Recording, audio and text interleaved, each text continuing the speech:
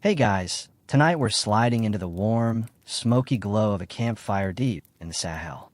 You hear the crackle of kindling, the low murmur of someone clearing their throat, and somewhere out in the brush, a hyena giggles.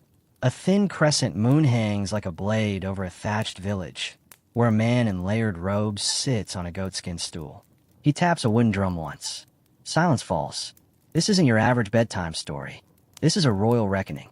You're about to meet the Griots of West Africa, keepers of memory, masters of gossip, human hard drives who stored centuries of royal births, betrayals, scandals, and civil wars, all in their heads.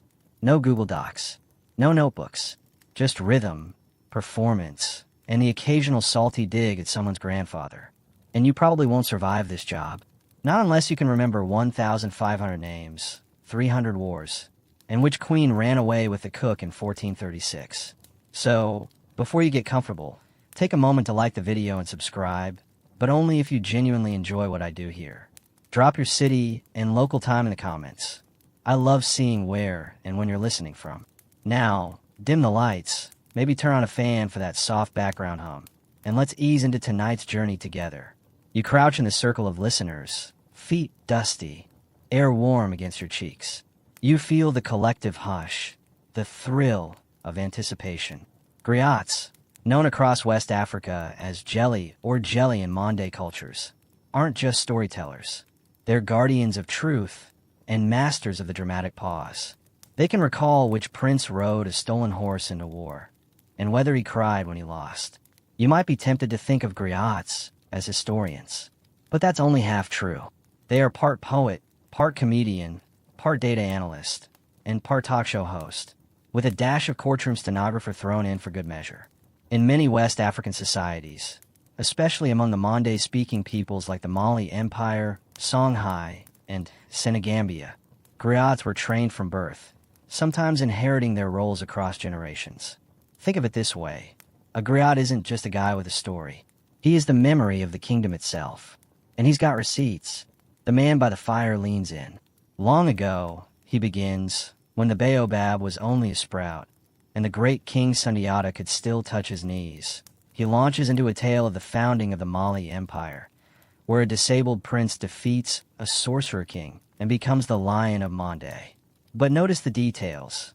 How the griot mimics Sundiata's limp. How he sings the name of every village the prince passed on his exile. How he pauses to let an elder in the audience nod, confirming the next bit. Because griot storytelling is performative, you're not just reciting facts. You're engaging in a communal act of memory. The audience knows some of the stories. They've heard them before. If you leave out a cousin's name, someone will cough loudly, get a date wrong, and someone's grandmother will throw a peanut shell at your head. And that's the pressure. This is no quiet library gig. This is public memory. You stand in front of nobles, farmers, priests, and they all expect perfection, or at least flair. And flair? Griots have so much flair. The old man shifts his voice, becoming a queen scolding her son. Then he's a goat. Then he's thunder. Then he's a thief sneaking through reeds. The kids giggle. The elders nod. This is oral history, sure, but it's also gossip. Royal gossip. Because griots didn't just preserve the heroic stuff. They remembered who snuck out of the palace, who married below their station, who switched alliances after one too many bowls of palm wine. They recalled betrayals, petty insults, secret affairs, backroom deals, and which general cried when he lost his favorite horse. And they weren't shy about it. Mainstream historians used to scoff. Oral history, unreliable, messy, too dramatic. But here's the thing. Griots preserved events European scribes never wrote down. When Islamic scholars documented trade routes and taxes, griots remembered the songs sung before rebellion. When French colonialists drew maps, griots recalled the clan that refused to bow, and what joke they told when the governor turned his back. There's a famous line from Mali's oral tradition. What the griot says lives. What the griot forgets dies. That's not metaphor. That's policy. Want to be remembered? Hire a griot. Want your enemy forgotten? Make sure no griot ever mentions their name. But here's the twist. Not everyone liked being remembered. Kings dreaded griots the way CEOs dread whistleblowers. You couldn't pay them off, at least not always. Some griots were fiercely independent. They'd tell your life story at your funeral, including the time you wet yourself during that camel stampede in 1472. And yet, they were protected, revered. You don't mess with the Griots. In some courts, they had diplomatic immunity. You could punch a prince, but you don't insult the man who knows your great-grandmother's baby weight. Even colonial power struggled. The French in Senegal and Mali tried to paper over Griot traditions with written records and Christian schooling. But guess what? You can burn books. You can't erase a song carried by 400 voices in a village square. Historians still argue whether Griots altered some stories to flatter clients or spin their own agendas. It's likely, but isn't that what every historian does a little? Choose which facts to highlight, which ones to conveniently skip. The difference is, Griots did it with rhythm. Speaking of rhythm, listen closely. The Griot taps his drum now, softly. That's not just for show. Drums were mnemonic devices.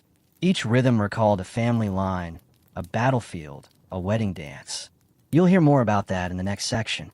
But for now, just notice how the drum helps him pace his memory. Like metered verse or rhyme schemes, it's not just pretty. It's practical. You're still sitting there, mesmerized, wondering how this man, probably in his 60s, remembers so much. But then you realize, he's been training since he was 5. He learned to speak in metaphor before he learned to fish. He could recite 30 generations before he could count to 100. This isn't a talent. It's a lifetime of ritualized memorization. And as the fire crackles and the night deepens, you understand something else. This isn't just storytelling. It's a survival mechanism.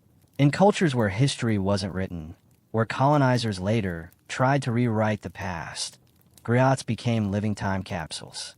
They remembered who people really were. And maybe that's the real magic. Not just memory, but meaning. The old man's voice softens now, telling of an empress who ruled from behind a veil. No one saw her face, but griots recorded her laugh. That's what survives. Not borders, not gold, but laughter. Names, nicknames, the jokes shared under mango trees. You feel a breeze. The fire pops. The circle of listeners has shrunk, some asleep, some dreaming with open eyes. The griot doesn't care. He'll keep going.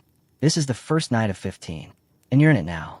The night deepens, but the griot's voice stays strong. You're still seated there, warm dust beneath you, leaning in with the others, because now he's moved beyond names and bloodlines. He's telling you how they remembered all this in the first place. You wonder, how does someone memorize centuries of detail without a single index card, scroll, or app? You forget your own email password twice a week. Yet here's a man who can recall 45 generations of rulers, their concubines, the exact size of a dowry paid in millet in 1320, and the insulting nickname one general had for his brother-in-law. It's not a superpower. It's a system. You start to notice the rhythm in his words. Not just poetic, but structured. He repeats phrases, builds patterns, returns to the same image like a chorus. He who eats from the lion's bowl, he says, again and again, whenever someone in the story gets too ambitious. And the phrase sticks. Not just for you, but for him. Because that's the first memory trick. Repetition and refrains. Griots don't just tell stories. They sing them, chant them, loop them. Imagine trying to remember a 600-year-old political scandal. Tough. Now imagine remembering it as a verse that ends with, and the lizard never blinked again. Suddenly, it's catchy. Their epics were more like long musical ballads than straight prose. The Epic of Sundiata, one of the oldest oral narratives still performed today, is structured like a song. Repeating lines, repeating rhythms. You're not just hearing events. You're hearing drum beats of memory. And a drum, it's not just for ambience. It's a tool. A griot's drum is often personalized, carved with symbols of their lineage or the stories they specialize in. You hear that soft be-a-dum, be-a-dum, be-a-dum as the griot transitions from one king to the next. It's not background music. It's cognitive scaffolding. Historians still argue whether the drum patterns were fully standardized, like sheet music, or more fluid, depending on the performer's mood. Probably both.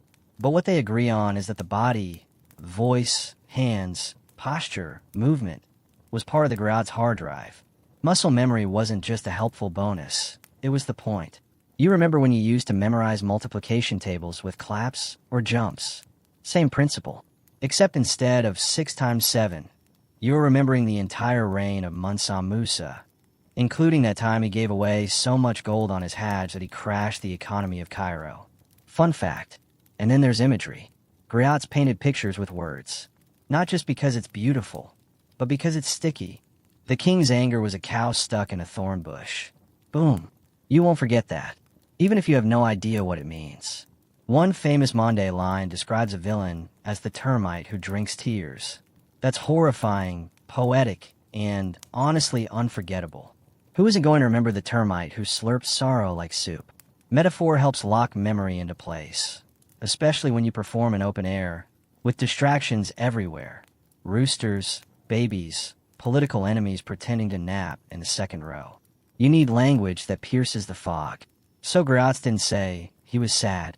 They said, his heart sat naked in the rain. Now that you'll remember. Another trick, genealogical anchoring. Every name introduced is tied to another. This is Bakari, son of Makin, who rode the elephant with Chemo, grandson of the twin who argued with the moon. It's a family tree, sure, but it's also a network of triggers. One name sparks the next. You've probably used this technique without realizing. You remember your cousin's wedding because it reminds you of the song the DJ played, which reminds you of your high school dance, which reminds you of the guy you had a crush on, which leads you to, boom, memory unlocked. That's how griots operate. No single memory exists alone. They're part of an oral web, always linked. In fact, griots train to hear these links before they learn to speak them. From early childhood, they listen to elders perform these epic recitations, absorbing tone, inflection, and emphasis before they could even walk properly. It's said that some griots could hum an entire dynasty before they could tie a belt. You glance at the griot's apprentice. Yes, he is one. And you see how the boy mimics his teacher's gestures. Same hand motions, same knee taps, same silences. This is generational memory, training through imitation. And not just in words, but timing. When to pause, when to glare, when to let the laughter rise before dropping the punchline. And sometimes it's not even the words, but the timbre of the voice.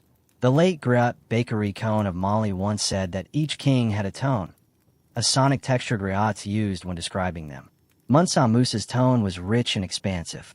His brother's tone was brittle and high-pitched. By layering these tones into their storytelling, griots didn't just tell you who ruled, they voiced them.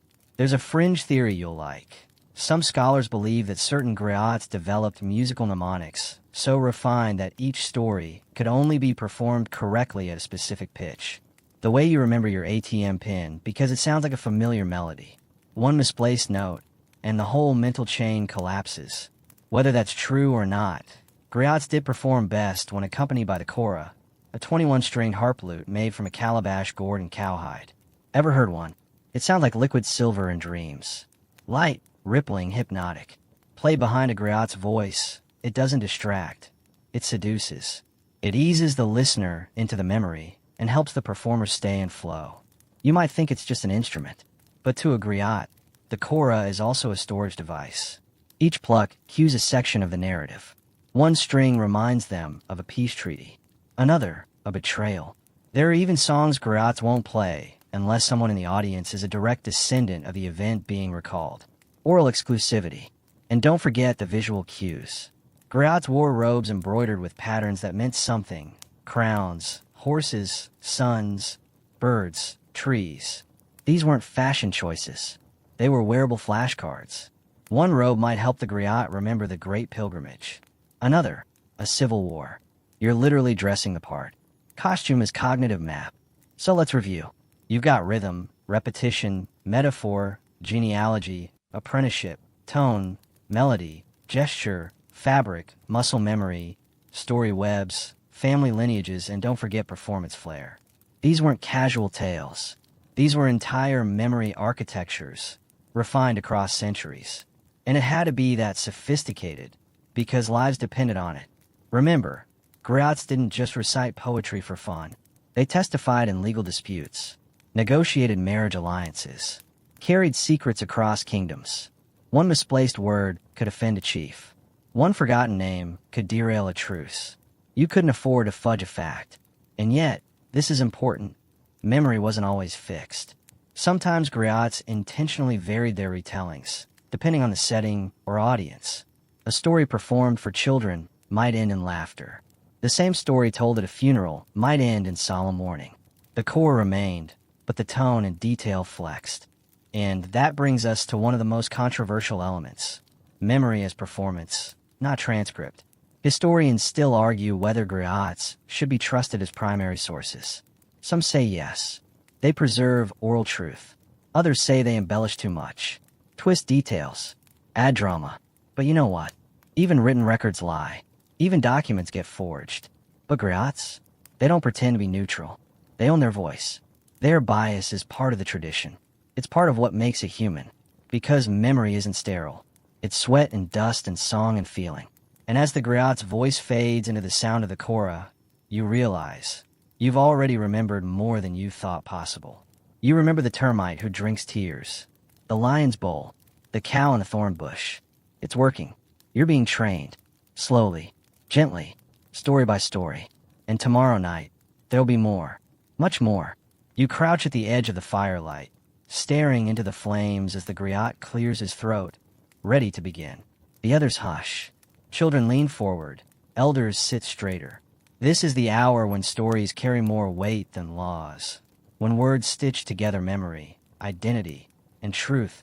Give or take a few embellishments. Tonight, the griot begins with the praised name of a warrior king long dead. His name woven with metaphors about iron spears and cloud-chasing horses. You blink slowly. How does he remember all this? Well, here's the first clue.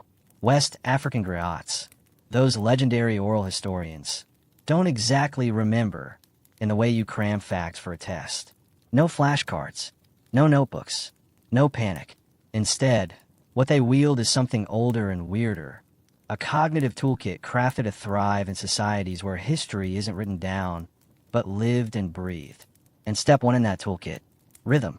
Not rhythm, as in a catchy Spotify playlist. Think deeper. Griots used rhythm the way scaffolding supports a building.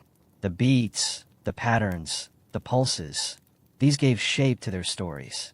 It's why griots often chanted or sang their history rather than merely saying. You're not just telling a tale. You're performing it, syncing with a tempo that acts like a memory rope guiding your brain. You might even catch yourself tapping your foot as they speak. It's not accidental. That's the power of rhythm as memory. Try to recite your grocery list. It's hard. Now try singing it. Bananas, rice, 3 loaves of bread. See? Instant griot. But rhythm is just the surface. Beneath that, griots relied heavily on formulaic structures, set pieces, repeated phrases, and stock metaphors that could be dropped in like Lego blocks. Much like Homer's epics, Rosy-Fingered Dawn, anyone. West African griot tales recycled these poetic bits to ease the burden on memory. Each metaphor was a mnemonic hook. Lions never just roared.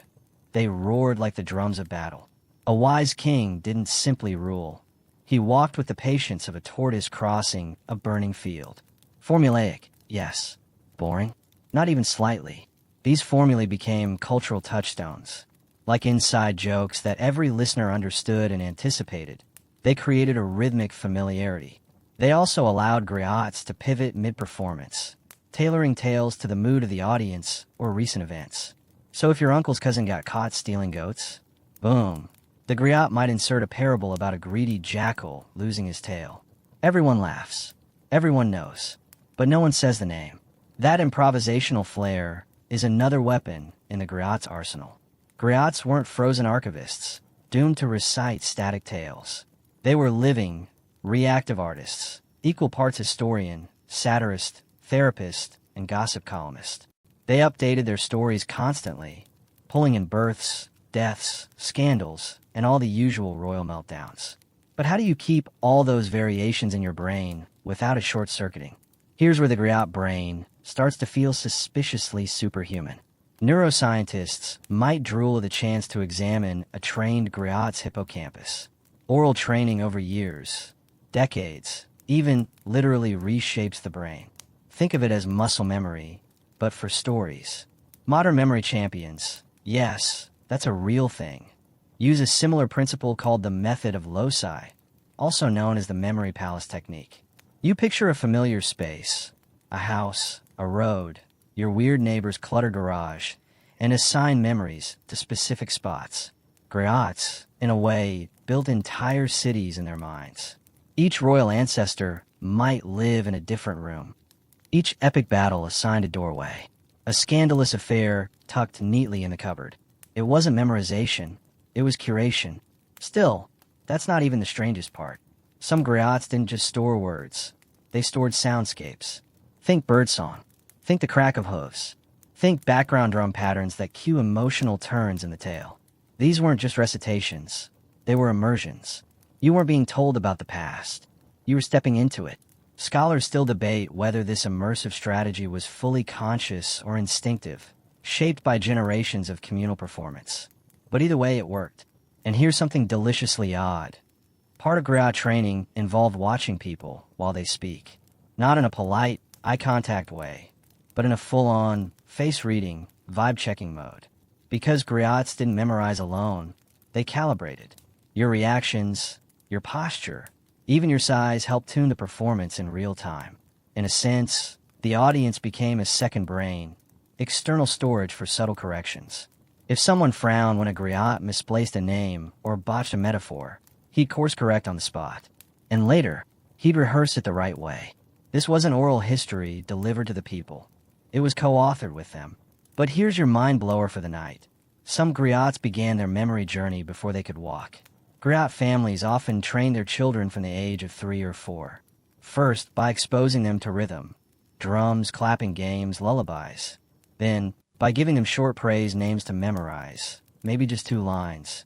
By the time they were teenagers, many could recall generations of royal genealogies, recite war histories, and reenact clan origin myths. You were either born into it, or you weren't. This exclusivity gave griots an eerie, oracle-like status. They held knowledge no one else did. They could raise or ruin reputations. And with that came trust, but also fear. Because if a griot remembered your ancestor abandoning his post in battle, well, good luck scrubbing that out of the village psyche. Still, they didn't abuse it. Griots had codes, honor systems, and boundaries. Not everything was fair game. Some secrets were locked up like family heirlooms, passed only from griot to griot, never uttered in public. A few of these were said to be cursed if spoken out of turn. Others were simply too juicy, too politically explosive. Better to keep the memory sharp, but the lips sealed. Historians still argue whether these secret memories are mythologized or real. Some believe griots embellish their mystique to hold on to power. Others insist that entire layers of West African history remain undocumented because they live only in these private griot lineages.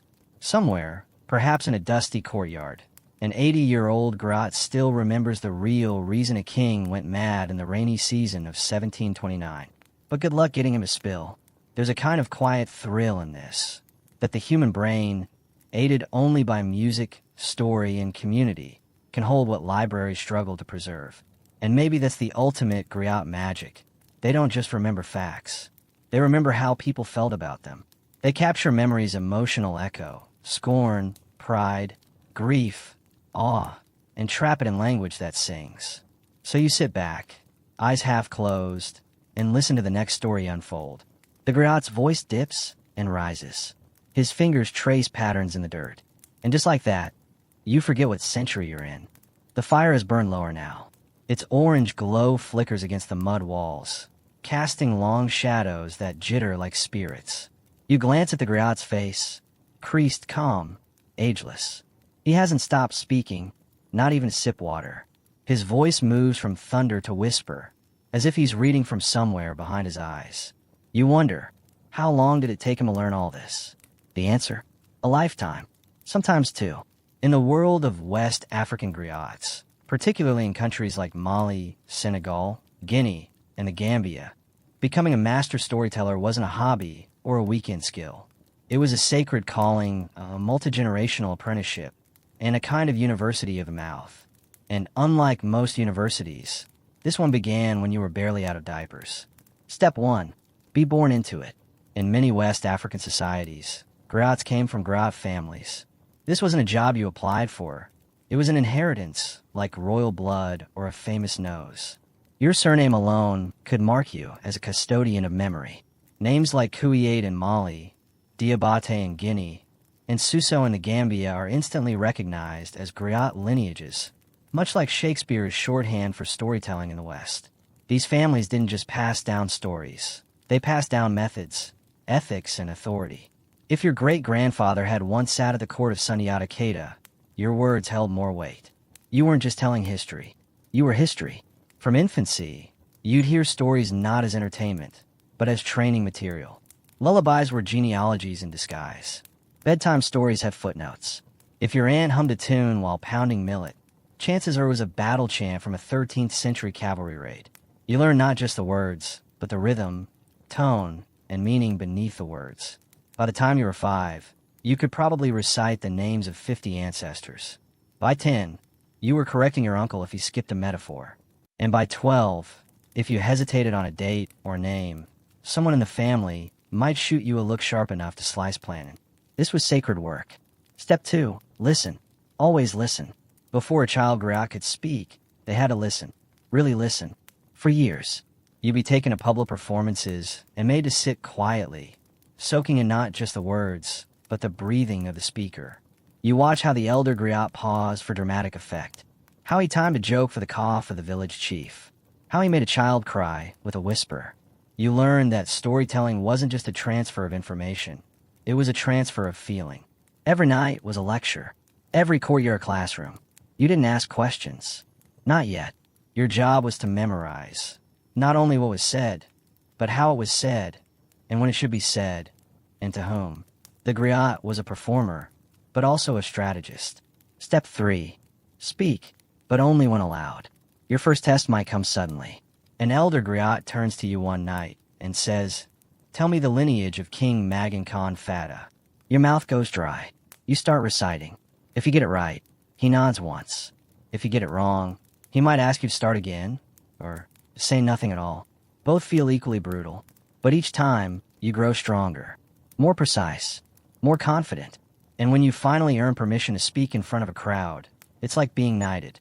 Your voice joins the choir of ancestors. From here, the work begins in earnest. Step 4. Learn the instruments. A griot's voice is powerful, but it rarely works alone. Most griots were also skilled musicians, trained in instruments that carried their own lineages. The kora, a 21-string harp lute made from a calabash gourd, is one of the most iconic. Its clear, chiming sound is considered a sacred bridge between human memory and divine truth. Then there's the balafon, a wooden xylophone that thunders with nostalgia. Then goni, an ancestor of the banjo, thrums with earth and time. And the talking drum, which can imitate the tones of human speech, allowed griots to speak without words. Learning these instruments wasn't optional. It was essential, because rhythm, harmony, and melody weren't just background music. They were memory aids, emotional cues, and, sometimes, code. A minor chord could signal morning. A fast rhythm meant war. A certain pluck on the kora could mean, pay attention. This part matters. So griot apprentices became musicians, too. Not just to entertain, but to remember. Step 5. The secret curriculum. Here's where things get mysterious. Not everything a griot learned was public knowledge. Some parts of the griot tradition were considered so powerful, or so dangerous, that they were taught only in whispers, in the dark, away from children's ears. You might be told a version of a story at 10 years old, then again at 15, with new details, then again at 25, with deeper context. Then, maybe at 40, you'd be told the final, secret truth, only when your mentor believed you could handle it. Some tales carried hidden meanings, political critiques disguised as parables. Some genealogies had omitted names, covering up betrayal or scandal. Some proverbs had double meanings, layered like riddles only the elders could untangle. And occasionally, stories were taught with warnings. This part is not to be spoken before strangers. This name must not be said aloud. This tale is only for funerals. You became not just a speaker of history, but a guardian of it. Part scholar, part spy. Step 6. Make it your own. Once you had the raw materials, lineages, dates, battles, parables, you were expected to own them. Not to rewrite, but to rebreathe. Griots were never carbon copies. Each added their own flavor. A certain griot might be known for his humor, another for his sorrowful voice, another for inserting sly, cutting jokes that made chiefs squirm. You knew the story of Sunyata's exile, yes, but how you told it, whether you started with the betrayal or the prophecy, whether you emphasized the mother's weeping or the prince's resilience, that was your signature. Your version of history had a fingerprint, a heartbeat. Step 7. Be ready at any moment. Once you were a griot, you were never off duty. You might be summoned at midnight to bless a newborn, or to recite the funeral praise of someone who died an hour ago, or to mediate a dispute between rival elders by reminding them of a common ancestor. And you had to be flawless. One wrong name, one skipped phrase, and your credibility could crumble. That pressure wasn't cruel. It was sacred. Because in a world without books, the griot was the library. The griot was the archive. The griot was the memory of the people. If you cracked, so did the lineage. But you were never alone. Even master griots kept learning. They met with other griots at weddings, festivals, funerals, swapping stories, verifying facts, sharpening performances. It wasn't competition. It was collaboration, a network of minds, memorizing together. Griots also kept apprentices of their own, children trailing them like shadows, copying every note, every word. The cycle continued, and so here we are, back at the fire. The griot is finishing his tale. The children lean closer, wide-eyed. A grandmother hums softly in approval. A boy stares into the flames, imagining horses, kings, and deserts that stretch forever. And somewhere in that boy, a seed is planted. The next griot, perhaps. The next living library. The next keeper of everything.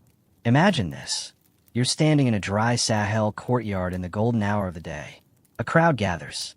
Children perch on walls. Grandmothers lean forward with folded arms. Warriors shift uncomfortably, knowing their grandfathers may soon be named in tales of failure or bravery. Then a griot steps forward, strikes a note on the kora, and begins to speak. What follows is a flood of names, dates, betrayals, battles, migrations, marriages, 2, 3, even 400 years of precise history, delivered without hesitation. How? Not by luck, not by guesswork, but by design. To the outsider, it looks like a miracle. But beneath the beauty of the griot's voice lies an astonishing memory system, built not only on intelligence, but on structure, rhythm, repetition, and sacred psychology. Let's pull back the curtain. 1. The architecture of oral memory. Griots didn't memorize history like students cramming for an exam. Instead, they constructed mental palaces, vast landscapes of interconnected information, and walked through them with perfect poise. Each name, date, and event had a place, a purpose, a rhythm. They weren't just holding facts. They were living inside them. At the foundation of this architecture was genealogy, the skeletal frame of every story. Lineages were the scaffolding onto which everything else was attached. Once you knew the sequence of fathers and sons, brothers and cousins, everything else, wars, migrations, scandals, slotted neatly into the correct era. To a griot, a name wasn't just a name. It was a key. Say the griot begins with Samba the Red, son of Yura the Hunter, son of Dimba with the wide hands. That phrase already contains chronology, 3 generations. Epithet memory hooks, the red, the hunter, the wide hands. Stories embedded in names. Why were his hands wide? From farming? From theft? You remember the story. Every name was a door. Open one, and an entire room of related tales spilled forth. 2. Rhythm, the skeleton key. The griot didn't just speak. He sang, chanted, drummed. This wasn't for flair. It was function. Memory is tied to rhythm. Try remembering a song you loved as a child. You'll recall the tune, the words, even where you were when you heard it. Griots used rhythm as a mnemonic skeleton, draping facts over it like clothing. Each royal lineage had its own metrical pattern. Each major war might be told in a specific meter. Even jokes and insults were built around call and response formulas, ensuring they stuck in the mind like poetry. In Mandinka tradition, griots might repeat a name or line 3 times, a sacred number, to embed it. Sometimes, the chorus of a song acted as a pause, letting the listener and the griot reset before continuing. And of course, instruments like the kora or balafon weren't just background. They set the tempo for memory to flow. 3. Chunking, the mental baskets. Imagine trying to memorize 700 facts. Now imagine them grouped into 20 categories, each with 35 facts. Suddenly it's less overwhelming. This is what psychologists today call chunking, but griots had mastered it centuries ago.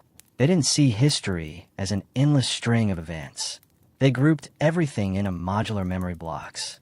The kings of Mali, a sequence of rulers, reign lengths, and key achievements. The great marriages, alliances sealed by love or strategy. The betrayers and traitors, dramatic turns that shaped dynasties. The line of the hunters, families who claimed mystical animal powers. The horse warriors, elite cavalry lines that defined power. Each of these could be rehearsed on their own and then linked together into a longer recital.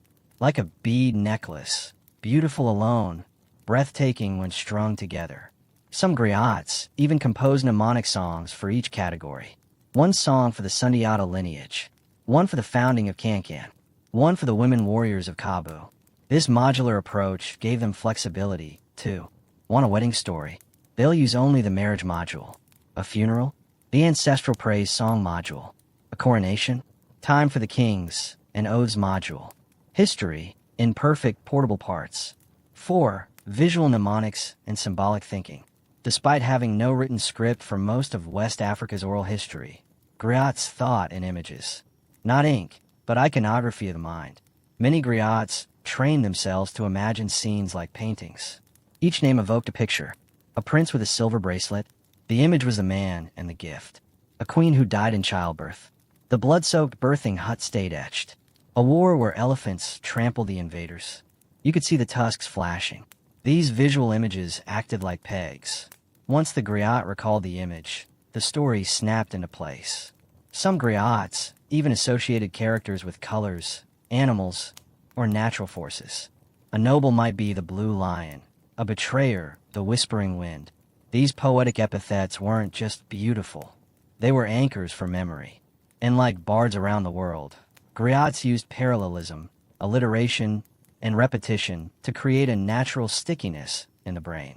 He fought for fire, fell for freedom, fled from fate. Son of Sanjata, shielded by stars, seated on 7 stones. That's memory engineered. 5. Rehearsal, a daily ritual. None of this would have lasted without practice. Griots didn't perform only on occasion. They rehearsed constantly, often out loud, in private or in peer circles. Elders would correct misstatements. Apprentices would chant lineages at dawn. Some families had morning memory drills instead of prayers. They also rehearsed with audiences. A griot might test a new version of a tale at a wedding, or use a performance to challenge a rival griot. You forgot the name of the king's second wife. These public performances were partly education, partly examination. But the goal wasn't perfection. It was continuity.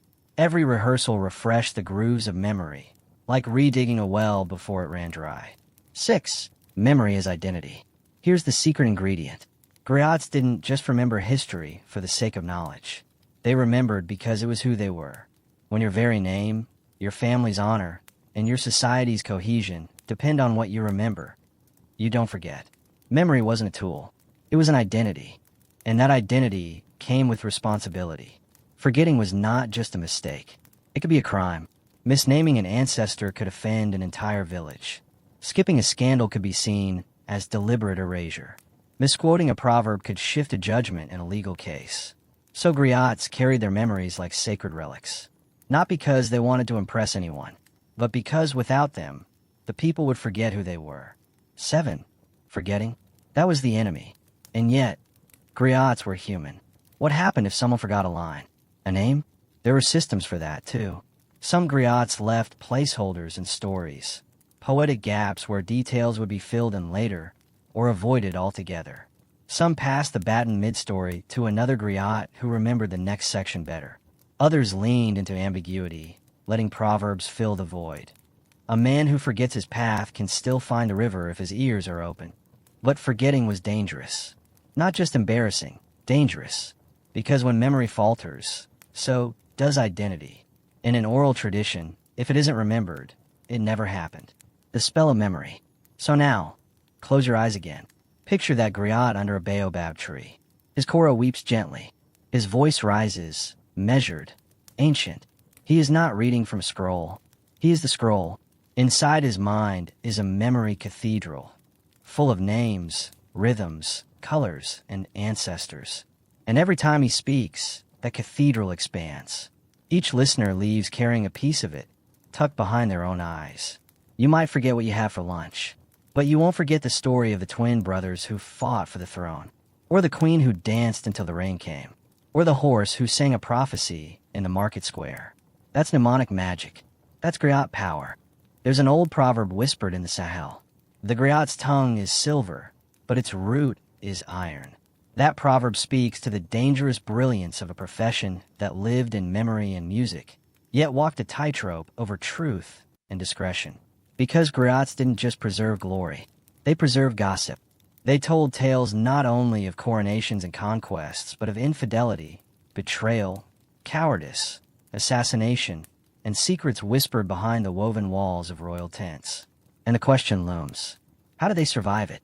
How did griots recite royal scandals, recounting the affair of a king's wife with a palace guard, or the time a prince ran from battle, without being silenced?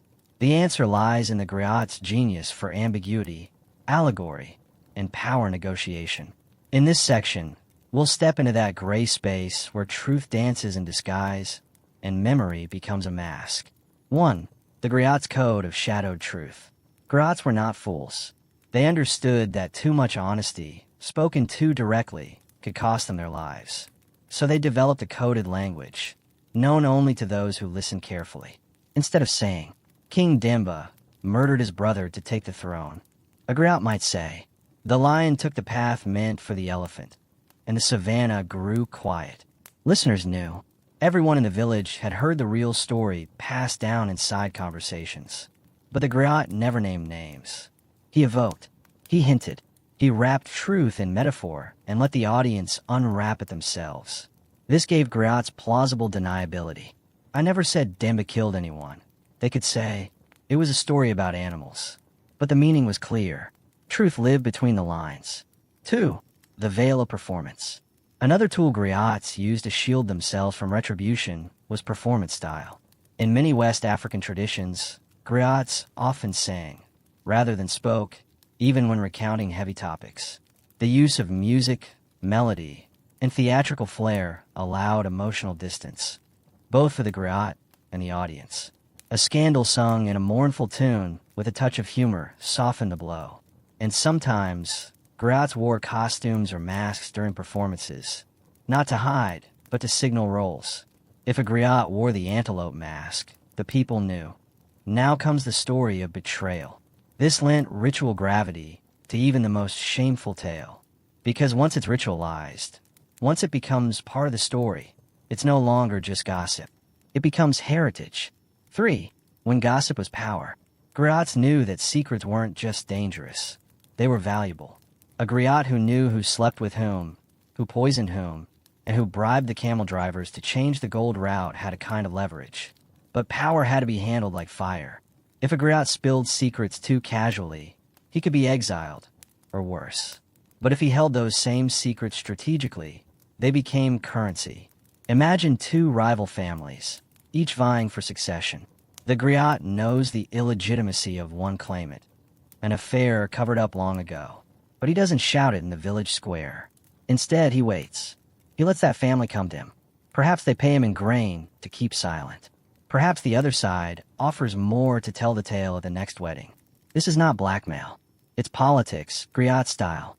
They were custodians of inconvenient truth, and they knew when to whisper, when to sing, and when to stay silent. For the allegorical archive, one of the griot's greatest tools was the fable. In a world where direct accusation was risky, animal stories served as proxies for scandal. Take this example. Once, in a time not so far, the leopard king grew jealous of the gazelle. The leopard killed the gazelle in secret and blamed the hyena. But the ant saw everything. What a charming tale for children, right? Except every adult knows this isn't about wildlife. The leopard is a real king. The gazelle, his popular younger brother. The hyena, a convenient scapegoat. The ants, servants who saw too much. Griots used animal fables to encode real political events. The meaning traveled beneath the surface, accessible only to those initiated in the art of listening. Children grew up hearing these fables and later, as adults, decoded them.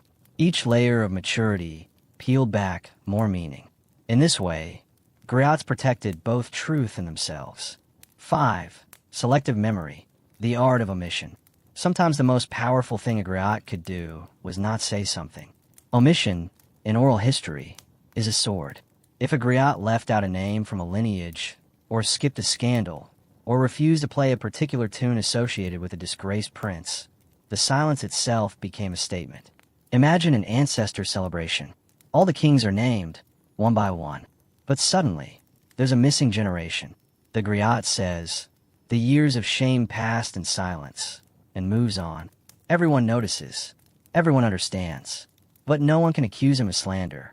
He never said a thing.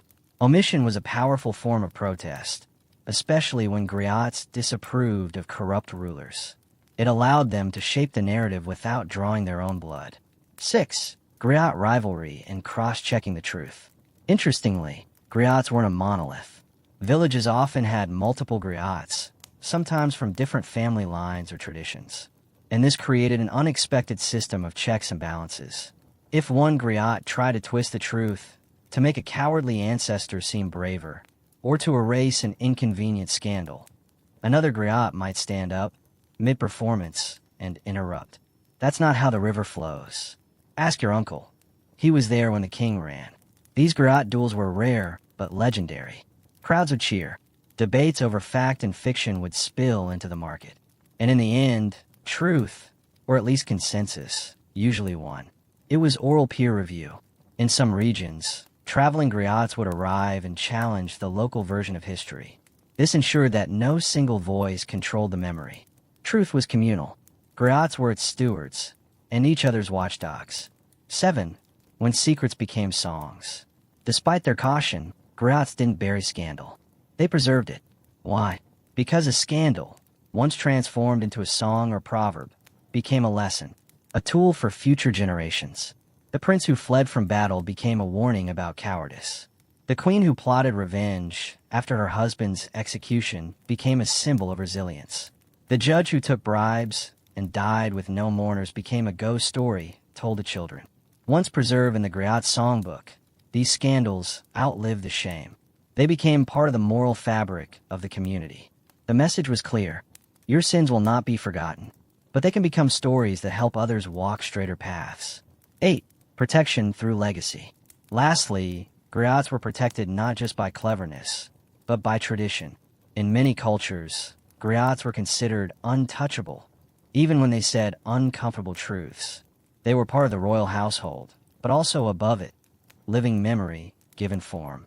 To harm a griot was to attack the ancestors themselves. This reverence gave griots room to navigate truth and scandal with relative safety. They were feared, respected, and needed, because even kings knew. If the griot does not speak your name, did you ever exist at all? The whisper that becomes a thunder. So next time you hear the strum of a kora, and the griot begins to sing of animal kingdoms, listen closely. That lion may be your grandfather.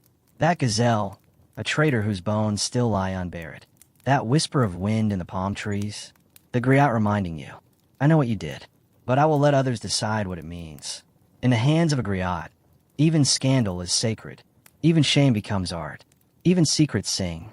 When a child is born into a griot family, the drums murmur a little differently. The old women look at the baby's hands to see if they curl like they're gripping a lute. The old men listen to the first cry to hear if it trembles like a beginning song. And the griots smile because they know a new library has just been born. But no one is born remembering. To become a griot, a true guardian of memory, music, and meaning, requires more than just lineage. It requires a lifetime of listening, watching, remembering, repeating, and refining. This is the story of how children became griots, how they were trained, tested, and transformed into living archives. 1. Born into the story. Griots were typically born into griot families. In Mande societies, such as among the Mandinka, Bambara, and Sonic peoples, the griot caste, called Jeli or Jalia, passed from generation to generation. A child born into this lineage wasn't asked, "What do you want to be?" They were already becoming. Just as the blacksmith child watched the iron and fire, and the farmer's child learned the rhythm of the soil, the griot's child learned the rhythm of memory. From as early as age 3 or 4, griot children sat beside their elders at ceremonies. They didn't yet speak, they listened. They watched their fathers, mothers, uncles, and aunts perform stories that stretched back 800 years. They didn't understand every word, but the cadence stuck.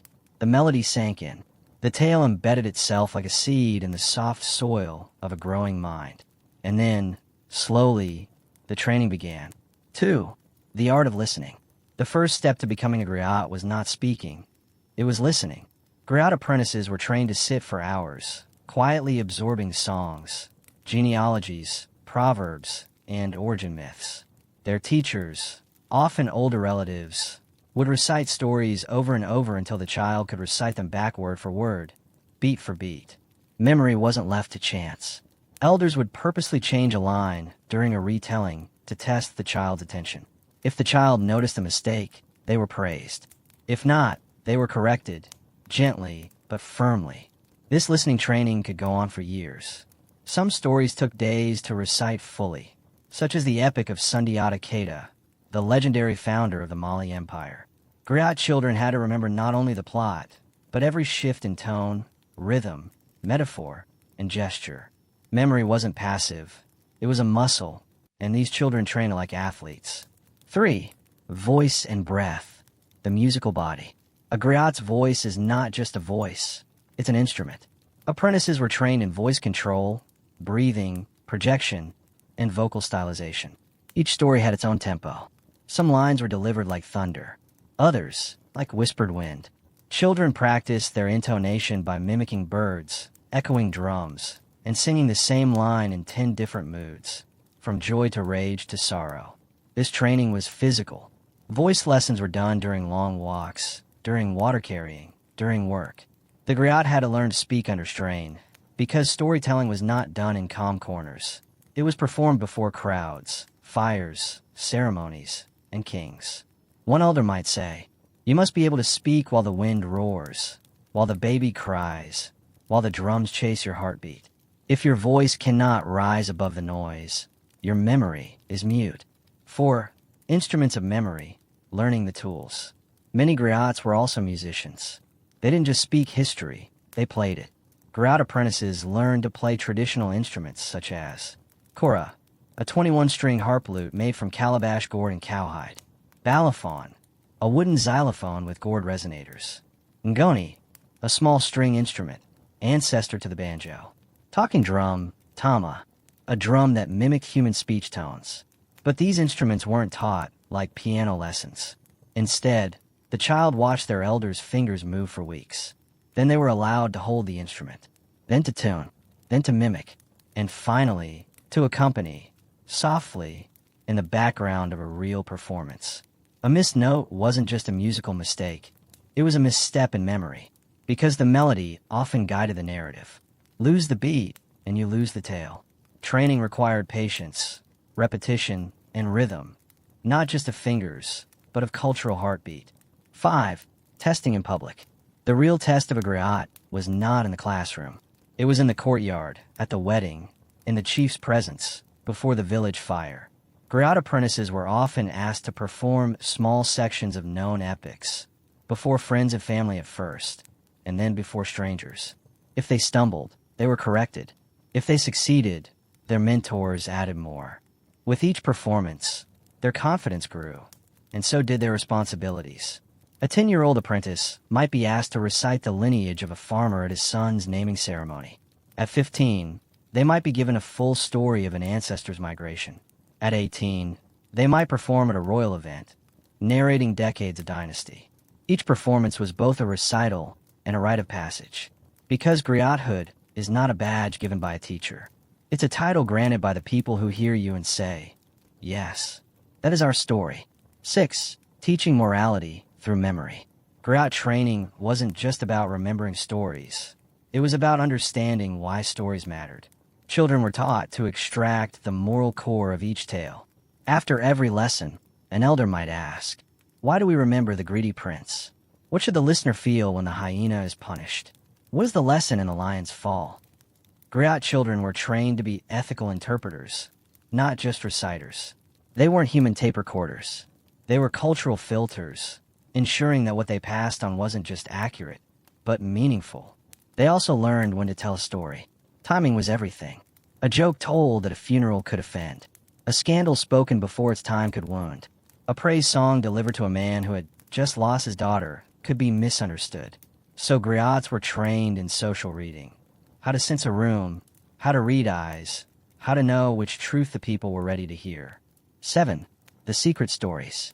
Not all stories were public. Some were sacred. Some were secret. Some were known only to griots, whispered in night lessons, guarded like treasure. Griot apprentices were taught which stories could be told freely and which required permission.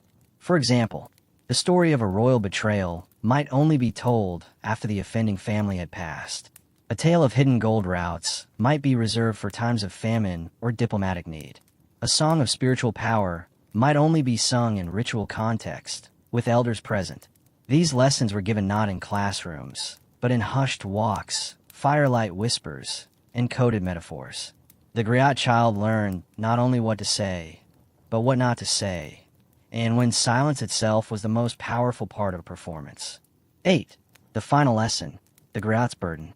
By the time a griot apprentice reached adulthood, they had memorized thousands of names, hundreds of stories, dozens of songs, and lifetimes of lessons.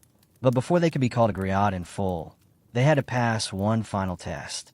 They had to stand before the elders, the oldest griots of the land, and perform their own version of a shared story. Not mimicked, not copied, interpreted. They had to show that they could carry the weight of the past while making it sing for the present.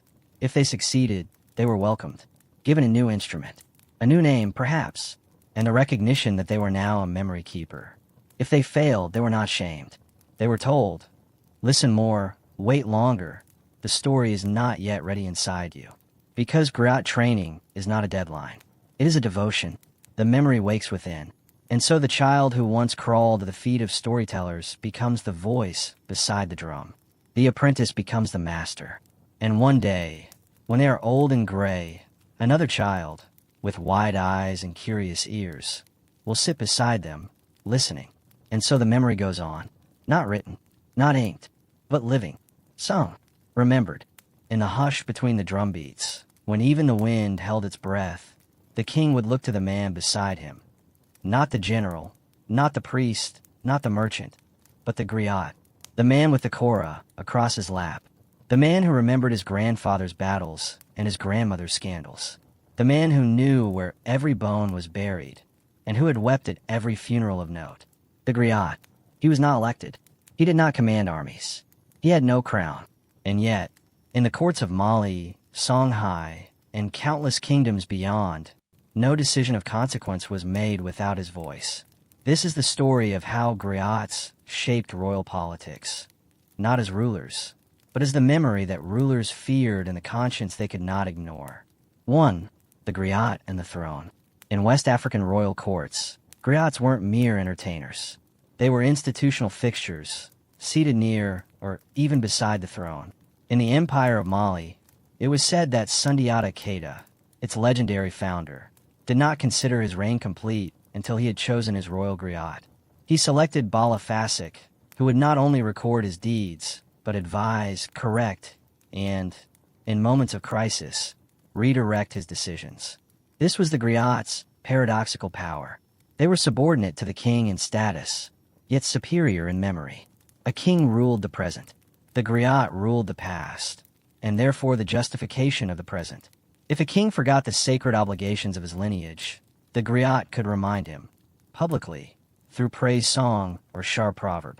If a ruler claimed to be the wisest, bravest, or most generous king of the century, the griot could nod or frown, and gently compare him to his forefathers.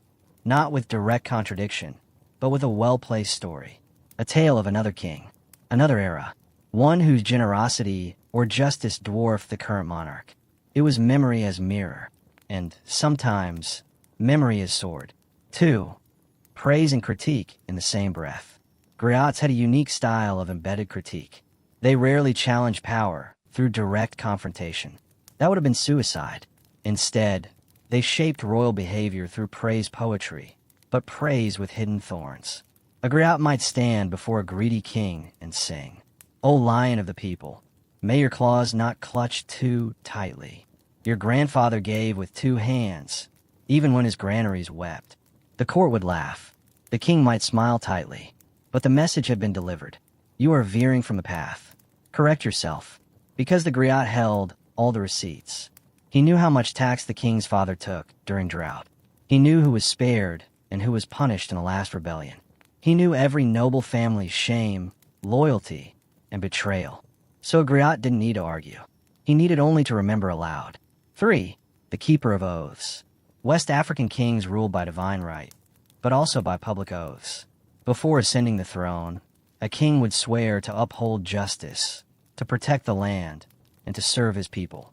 The griot witnessed these oaths, and more importantly, he remembered them. Years later, if the king violated his promises, abusing peasants, neglecting famines, punishing rivals unjustly, the griot could speak at court. "Do you remember, my king, the oath you swore under the baobab tree? When the rains were late, and the people knelt, and you promised your hand would be light." The griot had no army to enforce that memory, but the people heard. And kings, like all rulers, are vulnerable to perception. A griot's memory, when publicly voiced, could tarnish a king's reputation faster than a foreign army. This gave the griot a power far beyond ink and scroll, a living check on royal amnesia. 4. Advisors in times of crisis. When kingdoms trembled, during war, famine, or rebellion, it was often the griot who counseled the king. Why? Because he knew precedent. He could recall the last time locusts swarmed and what measures had worked. He could recite how a previous ruler negotiated with hostile clans. He remembered which royal marriages had united rival families and which had ended in blood. In this way, griots acted as a kind of oral constitution, not in legalese, but in narrative strategy. A griot might say, "O king, when the river dried in your great-grandfather's time, he opened his stores and won 10 years of loyalty. Follow his path." And the king, though proud, might listen. Because ignoring a griot wasn't just rude, it was risky. You might silence the voice in your court, but you couldn't stop the gossip in the market. And if a griot told stories about a king's cruelty, incompetence, or broken promises, those tales would outlast the king himself. 5. Royal marriages and the griot's matchmaking. Politics in pre-colonial Africa was not only about war and taxes, it was also about marriage alliances. And who remembered every family's history? Who knew which unions had created peace and which had ended in betrayal? The griot. In many cases, griots acted as marriage negotiators, advising the king on whom to marry or whom to avoid. They'd recall that a certain family had once plotted rebellion, that a prince's grandmother had been dishonored by another clan, that marrying into one region might calm trade tensions. These were not idle memories. They were diplomatic tools. The griot was a walking database of social contracts, ensuring that the king's decisions didn't open ancient wounds or overlook ancient loyalties. 6. Exile, assassination, and the limits of power. Not all griots lived to a ripe old age. Sometimes they remembered too well. In periods of tyranny or regime change, griots were occasionally exiled, silenced, or even executed. Why? Because they held the truth.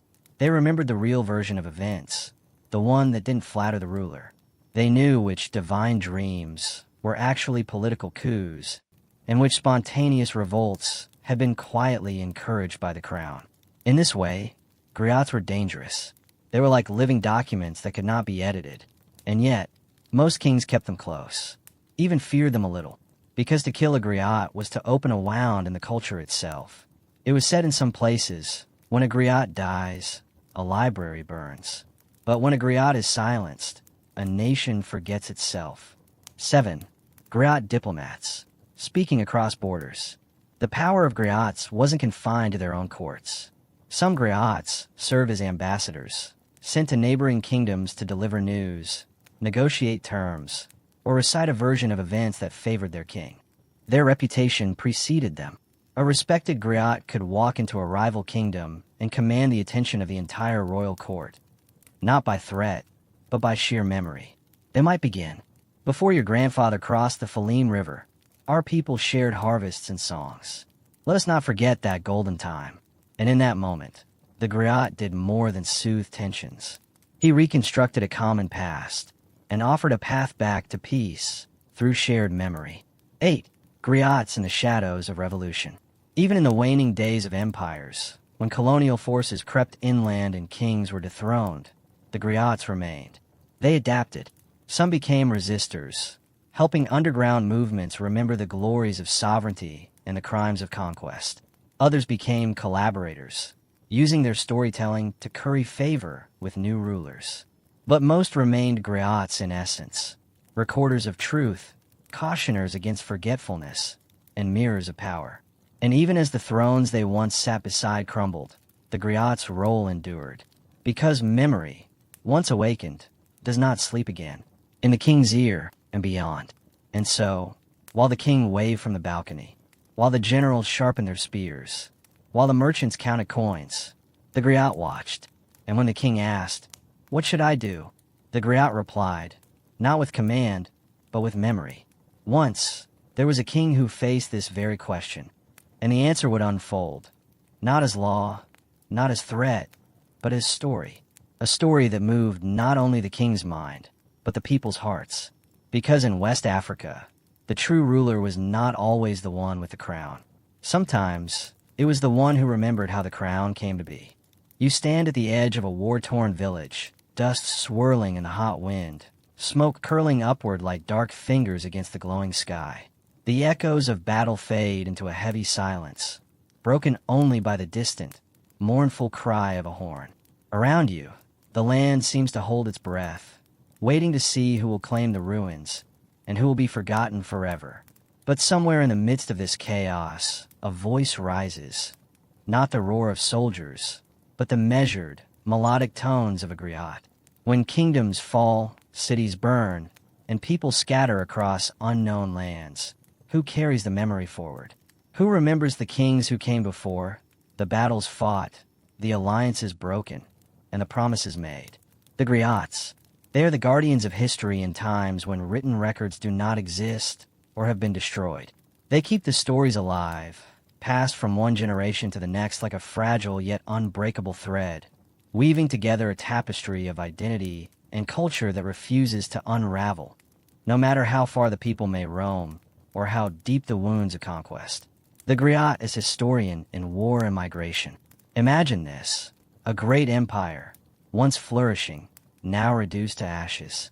The king is dead, his palace looted. Survivors flee in every direction. Families torn apart. Young men conscripted or lost in the skirmishes. Elders clinging to fragments of hope. The old documents are gone. Libraries burned. There's no paper, no ink, no stone monuments to tell the story. In this void, the griot's voice becomes the lifeline.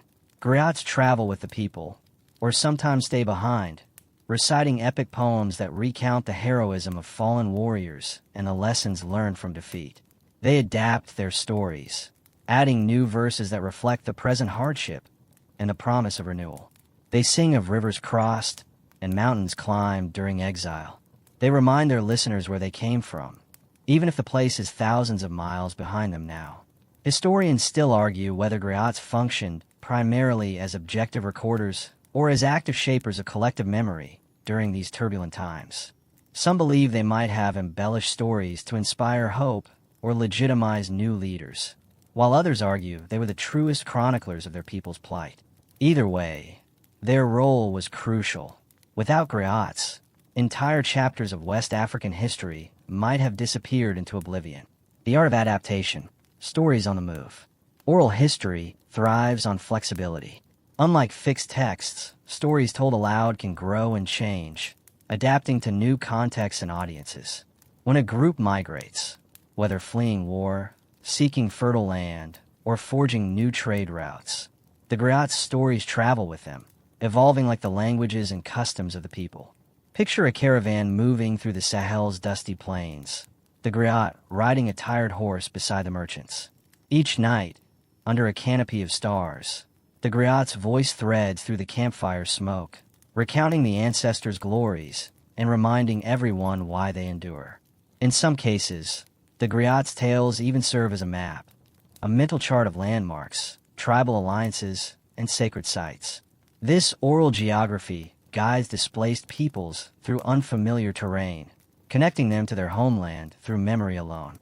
This oral mapping was vital, especially because many West African societies used fluid boundaries rather than rigid borders.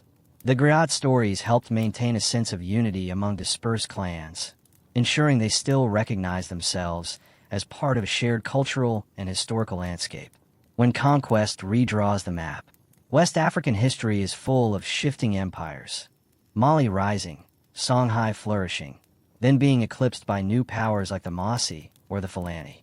Each conquest reshaped the political map, and often came with attempts to erase the previous regime's legacy. Rulers wanted to rewrite history to bolster their own legitimacy. But the griots resisted. They kept telling the stories that the conquerors tried to silence. In some places, griots preserved oral genealogies that traced the ancestry of the old kings, making it impossible to deny their place in history. In others, they maintained songs that celebrated the virtues of deposed rulers, ensuring their reputations endured. This persistence was risky. A griot who openly praised a fallen king could be accused of sedition or treason. Yet many did so anyway, sometimes in clever ways, embedding their loyalty in coded language, metaphor, or irony. One quirky example historians like to mention involves a griot who used an elaborate tale about a stubborn tortoise to mock a tyrant king's greed. No one dared say the griot was talking about the king directly, but everyone knew who the tortoise represented. These acts of subtle defiance show how griots were not just passive memory keepers. They were guardians of justice and truth, even when it put them in danger. Memory and identity in exile. Exile is a harsh teacher, but memory is a softer balm. As people were forced from their lands, the griots became the living link to home. The rhythm of familiar stories a balm against the uncertainty of displacement. The history recited by griots was more than nostalgia. It was a form of cultural resistance against erasure. By remembering their origins, rituals, and shared values, displaced communities retained a sense of identity and cohesion. In the 19th century, for example, as colonial powers advanced into West Africa, griots traveled with refugees fleeing the disruption. Their stories preserve the idea of sovereignty and dignity, reminding listeners of the greatness that came before. They told tales of heroes who had resisted invaders long before European armies arrived, sowing seeds of pride that helped fuel early nationalist movements decades later. The griot's memory as a historical archive. You probably think of archives as dusty shelves filled with old books or ancient scrolls locked away in a library, right? But in much of West Africa, the archive was the griot's mind. Their brains stored histories in intricate, interlocking patterns, genealogies, songs, proverbs, and poetic narratives. These weren't random facts. They were organized with such precision that a griot could recall decades of royal events and family ties with astonishing accuracy. This was not some mystical ability, but a cultivated skill, honed over years of training, often passed from parent to child within griot families. Some scholarly debates focus on the limits of oral memory. Can someone really recall centuries of history perfectly? Or does the griot's narrative change subtly each time it's told? Both are true to some extent. Memory is always a living thing, shaped by time and the storyteller's perspective. But the griot's commitment to accuracy and the community's role in correcting errors help maintain a remarkable continuity. The importance of collective memory. Remember that crocodile dung sunscreen we joked about in an earlier section? It's funny how small details can anchor bigger stories. The same principle applied in griot storytelling. Tiny, vivid details, the color of a king's robe, the sound of a battle drum, the smell of incense in the royal court, helped listeners remember larger historical narratives. The community wasn't just a passive audience. They acted as living fact-checkers, listening carefully and sometimes correcting the griot when the story drifted. This collective memory-keeping was a social contract, binding everyone to shared truth. So, even as griots traveled and stories evolved, the core historical identity stayed intact. A last note on the fragility and resilience of oral history. Oral history is fragile. It can be lost when griots die without successors or when communities disperse beyond recognition. But it's also incredibly resilient, capable of adapting, renewing, and inspiring across generations and upheavals. The story of the griots during times of war, migration, and conquest is a testament to the power of human memory and storytelling. It's a reminder that even in the darkest times, history lives on in voices raised against the silence. And now, as the embers fade and the wind settles, you feel the weight of this living archive in your bones, a pulse echoing through centuries. Because history isn't just in books, it's in the voices that carry it forward. You find yourself in a bustling marketplace, the air thick with the scent of spices and fresh earth after a sudden rain. The chatter of merchants and the rhythmic beat of drums fill the space. But just beneath the noise, there's another kind of music, the subtle art of memory being passed from griot to apprentice in a quiet corner. You watch as the elder griot gently guides a young apprentice through the labyrinth of history, songs, and proverbs, shaping the future guardian of stories. This moment, between teacher and student, is the heart of griot tradition, the lifelong dedication to memorizing and mastering centuries of oral history. It's no small feat. You might think memorizing royal gossip sounds like a walk in the park. But imagine carrying entire dynasties, epic wars, genealogies, and moral lessons all in your head, ready to perform on demand.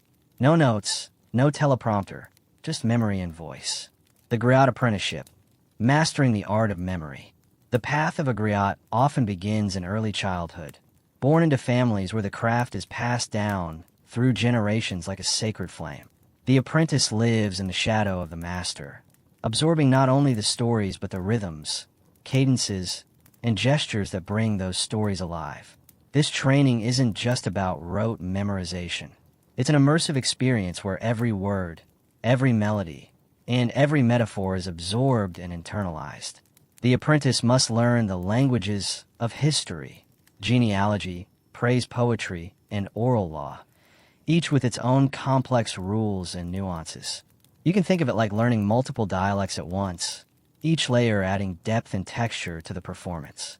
One quirky tidbit that sometimes surprises people is how griots use proverbs as memory anchors. Proverbs are like little mental bookmarks, each loaded with meaning and historical context. For example, a proverb about a stubborn baobab tree might remind the griot of a king's unyielding nature. These colorful nuggets make the long narratives easier to recall and more engaging to perform. Historians still argue whether the training of griots included formalized methods resembling mnemonic devices known elsewhere, or if it was mostly oral immersion and repetition. Either way, the results are impressive, an oral library held entirely in human memory.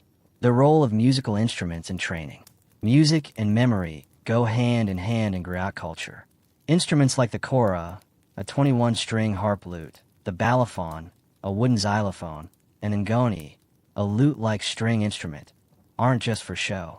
They serve as mnemonic companions, helping griots structure their stories and maintain rhythm.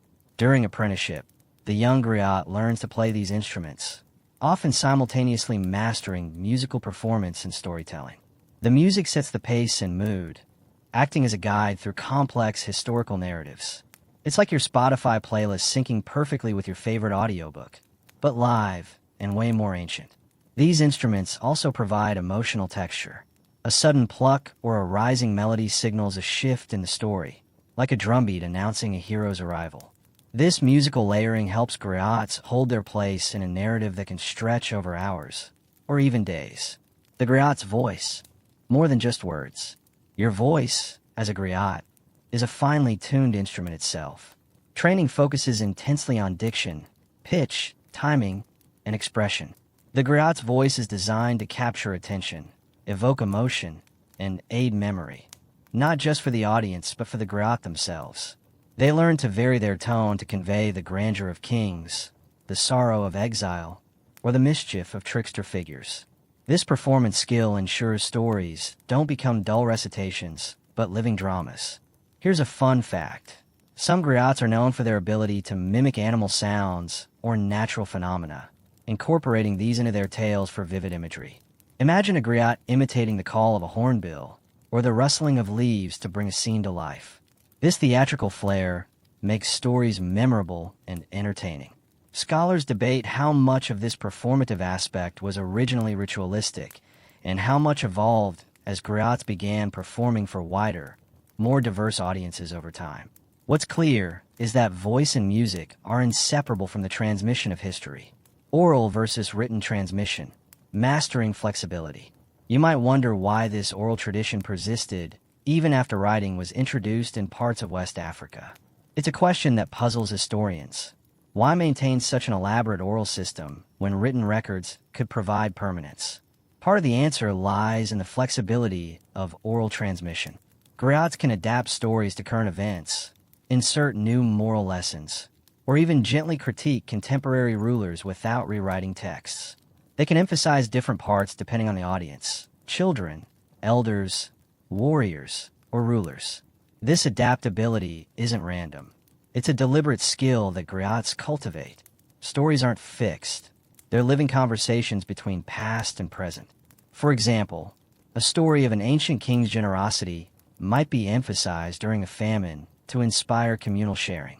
Another fringe, but fascinating detail is that some griots incorporate current events into their narratives on the fly, acting almost like journalists or social commentators. This means the history they tell is both retrospective and immediate. Historians still argue about how this fluidity impacts historical accuracy. Does flexibility dilute fact? Or does it enrich understanding by allowing history to speak to each generation anew? Memorizing royal genealogies, the backbone of power. One of the most critical tasks of a griot is to memorize and recite royal genealogies. These aren't mere family trees.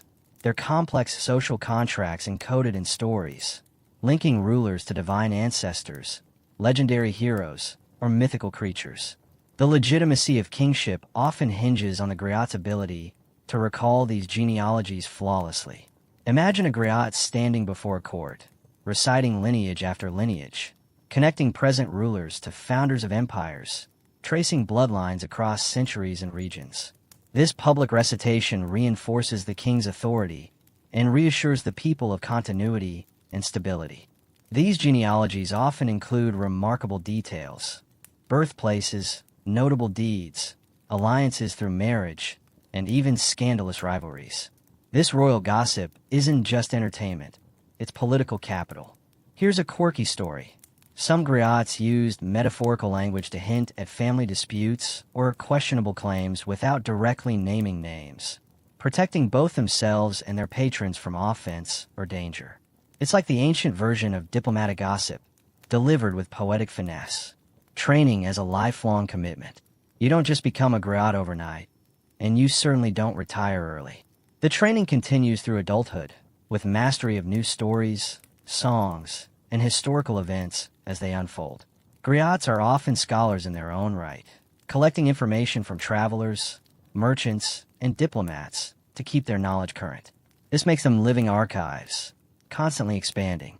This lifelong commitment includes ritual practice as well. Griots perform at ceremonies, weddings, funerals, coronations, where they demonstrate their skill and maintain social bonds. It's important to remember that the apprentice's journey is not just about memory, but about embodying the role of custodian of culture and history. The stakes are high because losing the griot tradition means losing collective memory itself. Humor and playfulness in training. Not everything about griot training is solemn. Apprentices often learn through playful contests, improvisation, and riddles. Storytelling battles, where griots compete in wit, creativity, and recall, are common, sharpening their skills and entertaining the community. Think of it like a rap battle, centuries before hip-hop, where quick thinking and verbal dexterity were prized. These contests are social events, reinforcing community ties and showcasing the Griots' mastery. These lively moments add a quirky, joyful dimension to what might otherwise seem like a dry memorization task. It's a reminder that Griots are performers who live for the thrill of storytelling, the apprentice's burden and blessing. Of course, this role is not without its pressures. As the repository of history and culture, the Griot carries the weight of responsibility for truth, memory, and social harmony. Mistakes can cause misunderstandings or offend powerful patrons, but the role also brings prestige, respect, and connection. Griots often act as mediators and advisors, their wisdom sought in times of conflict or celebration. For the apprentice, the path is both a burden and a blessing, a lifetime dedicated to preserving the past while shaping the present. So, as you sit back in your chair or lie in bed, maybe noticing your own voice's rhythms or the way your mind holds a favorite story, think of the Griot apprentice, learning, practicing, performing, keeping centuries of royal gossip alive one verse at a time. Because every story you know started somewhere, with someone just like them. You followed the apprentice Griot through hours of practice and countless stories. But now it's time to witness the moment when their skills are truly put to the test, the ceremonial performance. Imagine a grand hall, perhaps the courtyard of a royal palace, alive with the glow of torches and the murmur of an eager crowd. The king himself awaits, surrounded by his nobles and advisors, all eyes fixed on the storyteller who holds the history and the power of the kingdom in their voice. This is not just entertainment. The Griot's performance is a vital political act, a display of legitimacy and cultural continuity. It's a moment where memory, artistry, and authority converge. The ceremonial performance, a high-stakes oral drama. When the apprentice steps forward to perform before the court, everything they've learned, years, maybe decades of practice, now hangs in the balance. They must recall genealogies, recount heroic deeds, and praise the king's ancestors with eloquence and flair. The performance often unfolds as a blend of poetry, song, and storytelling, weaving together history and myth. You might picture this as a sort of oral TED Talk, but with more drums, more costumes, and a lot more political weight. The Griot's words affirm the ruler's place in the world and remind the audience of the values and traditions that bind their community together. One fascinating historical fact here is that in many West African courts, Griots had a recognized social status. They were not merely performers, but respected advisors and diplomats. Their role was institutionalized, with specific protocols for how and when they would speak. The court expected both accuracy and artistry, performance rituals, and the Griot's toolkit. Before the story even begins, the Griot prepares with ritual gestures. They might sprinkle water to symbolize cleansing or offer a libation to ancestral spirits, invoking protection and inspiration. This ritual aspect underscores how storytelling is intertwined with spirituality. Then comes the music, the chorus shimmering strings, the balafon's wooden tones, or the drum's heartbeat set the scene. These instruments don't just accompany the story, they punctuate it, giving the Griot cues and helping to modulate the pace. The Griot's voice rises and falls, modulating to express awe, sorrow, or triumph. You might notice how a sudden pause heightens suspense, or how a quickened rhythm signals a battle or chase. These vocal techniques keep listeners on the edge of their seats, even if they've heard the story before. A quirky detail here is how Griots sometimes engage in call and response with the audience. The crowd might shout encouragement or repeat a key phrase, turning the performance into a shared ritual. It's a communal event, not a solo act. Historians still debate to what extent these performances were scripted versus improvised. Some scholars argue that Griots relied heavily on improvisation to keep stories fresh and relevant, while others emphasize the careful preservation of core narratives. Oral history as political theater. The Griot storytelling is a form of political theater. Beyond recounting facts, it shapes perceptions of power and legitimacy. When a Griot praises a king's ancestors or recounts a legendary victory, they're reinforcing the social order. But this isn't propaganda in the modern, cynical sense. It's a ritual reaffirmation of identity and values, blending myth and history to create a shared narrative. Sometimes, griots use their performances to subtly influence politics. Through metaphor or allegory, they could praise or criticize leaders without direct confrontation. This skillful diplomacy made them both respected and feared. The tension of accuracy versus artistry. You might wonder, with so much artistry involved, how do griots ensure historical accuracy? The balance is delicate. Griots aim to preserve essential truths, but storytelling naturally involves interpretation and embellishment. For example, a battle might be recounted with heroic exaggeration, or a king's virtues highlighted at the expense of flaws. But core genealogies and major events remain consistent across performances. This tension raises interesting questions for historians. How reliable are oral histories? Some argue that the griots' deep immersion and strict training ensured remarkable accuracy, while others point out that oral histories adapt over time, reflecting changing social needs. A quirky fact is that some griots use mnemonic structures, like repeating refrains or pattern verse, to anchor their narratives and reduce error. These tools act like mental checkpoints, making sure stories don't drift too far. The communal dimension, storytelling as social glue. The ceremonial performance isn't just about the ruler or the past. It's about the community gathered to hear the story. The griot acts as a social glue, reinforcing bonds and shared identity.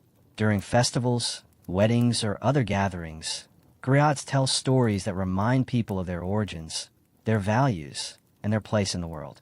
These performances create a sense of belonging and continuity. Imagine the energy in the crowd as the griot calls out familiar names and places, triggering memories and emotions.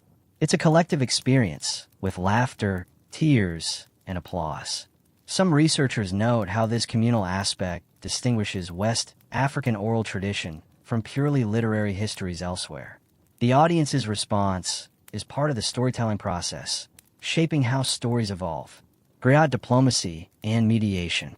Beyond performance, griots often serve as mediators and diplomats.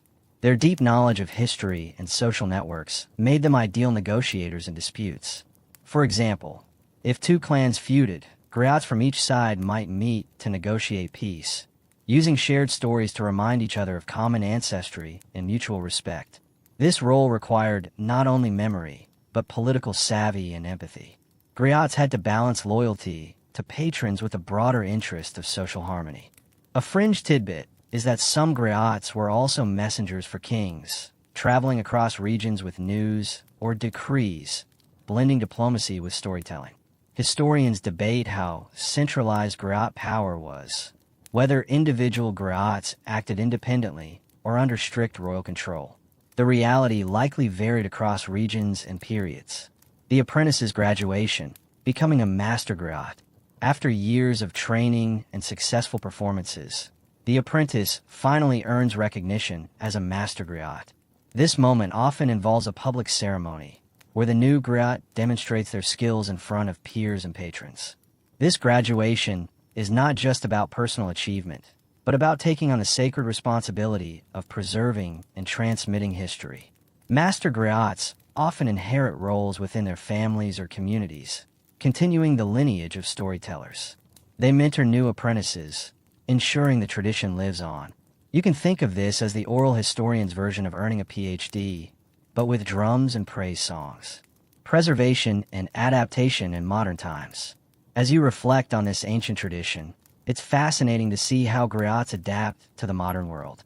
While radio, television, and digital media have changed storytelling, griots remain vital cultural figures. Some have embraced new platforms, recording their stories or performing for international audiences. Others continue traditional performances, blending old and new. This adaptability echoes the flexibility we saw earlier. Oral history as a living, evolving practice. A modern twist is how some griots collaborate with historians and anthropologists, helping to document and preserve their knowledge for future generations. So now, you've seen the apprentice's journey culminate in performance, a high-stakes moment where memory, art, and politics entwine. The griot's voice carries the past into the present, shaping how history is remembered and understood. As you close your eyes tonight, imagine the flickering firelight of that royal courtyard, the chora's gentle melody, and the griot's resonant voice echoing through time. Because every story told is a bridge between generations, a thread weaving the fabric of culture and memory. You're still riding the rhythm of that griot's song, the steady pulse of the chora echoing in your mind, when it's time to turn your attention to another crucial part of this story: the deep, complex relationship between griots and their patrons, the kings, chiefs, and nobles whose histories they keep alive. Think of this relationship as a kind of dance where trust, power, and mutual dependence swirl together. Griots don't just tell stories. They shape how rulers are seen, and rulers provide griots with protection, status, and means to continue their work. But as you'll soon realize, it's not always a perfectly harmonious duet. The patronage system, symbiosis or subtle tension. At its core, the patronage system is a mutually beneficial arrangement. Kings and chiefs rely on griots to glorify their lineage, celebrate victories, and remind everyone why they deserve to rule. In return, griots receive financial support, land, and a privileged social position. Imagine the court as a theater, with the patron as the lead actor and the griot as the playwright, director, and sometimes the chorus. The griot crafts stories that reinforce the patron's prestige and power, while the patron ensures the griot's livelihood and influence. But here's the kicker. Griots must navigate a tricky path between loyalty and honesty. Their role is to praise and support the ruler, yet their duty to history and truth occasionally pulls them toward more nuanced, even critical perspectives. One mainstream historical fact is that griots were often part of the extended royal household, enjoying access to intimate court affairs. They weren't outsiders. They lived and breathed the court's political life. Yet, a quirky detail you might not expect is that griots sometimes held a certain license to speak truth to power, using metaphor, allegory, or humor to voice criticism in a way that was socially acceptable. This gave them a unique voice in the political ecosystem, both respected and feared. Historians still debate how much freedom griots really had to critique their patrons, and how much their narratives were shaped by the need to flatter and secure favor. Patronage as social security and political leverage. The patronage system wasn't just about storytelling. It was a form of social security. Griots and their families could expect steady support, including food, shelter, and protection, as long as they fulfilled their role.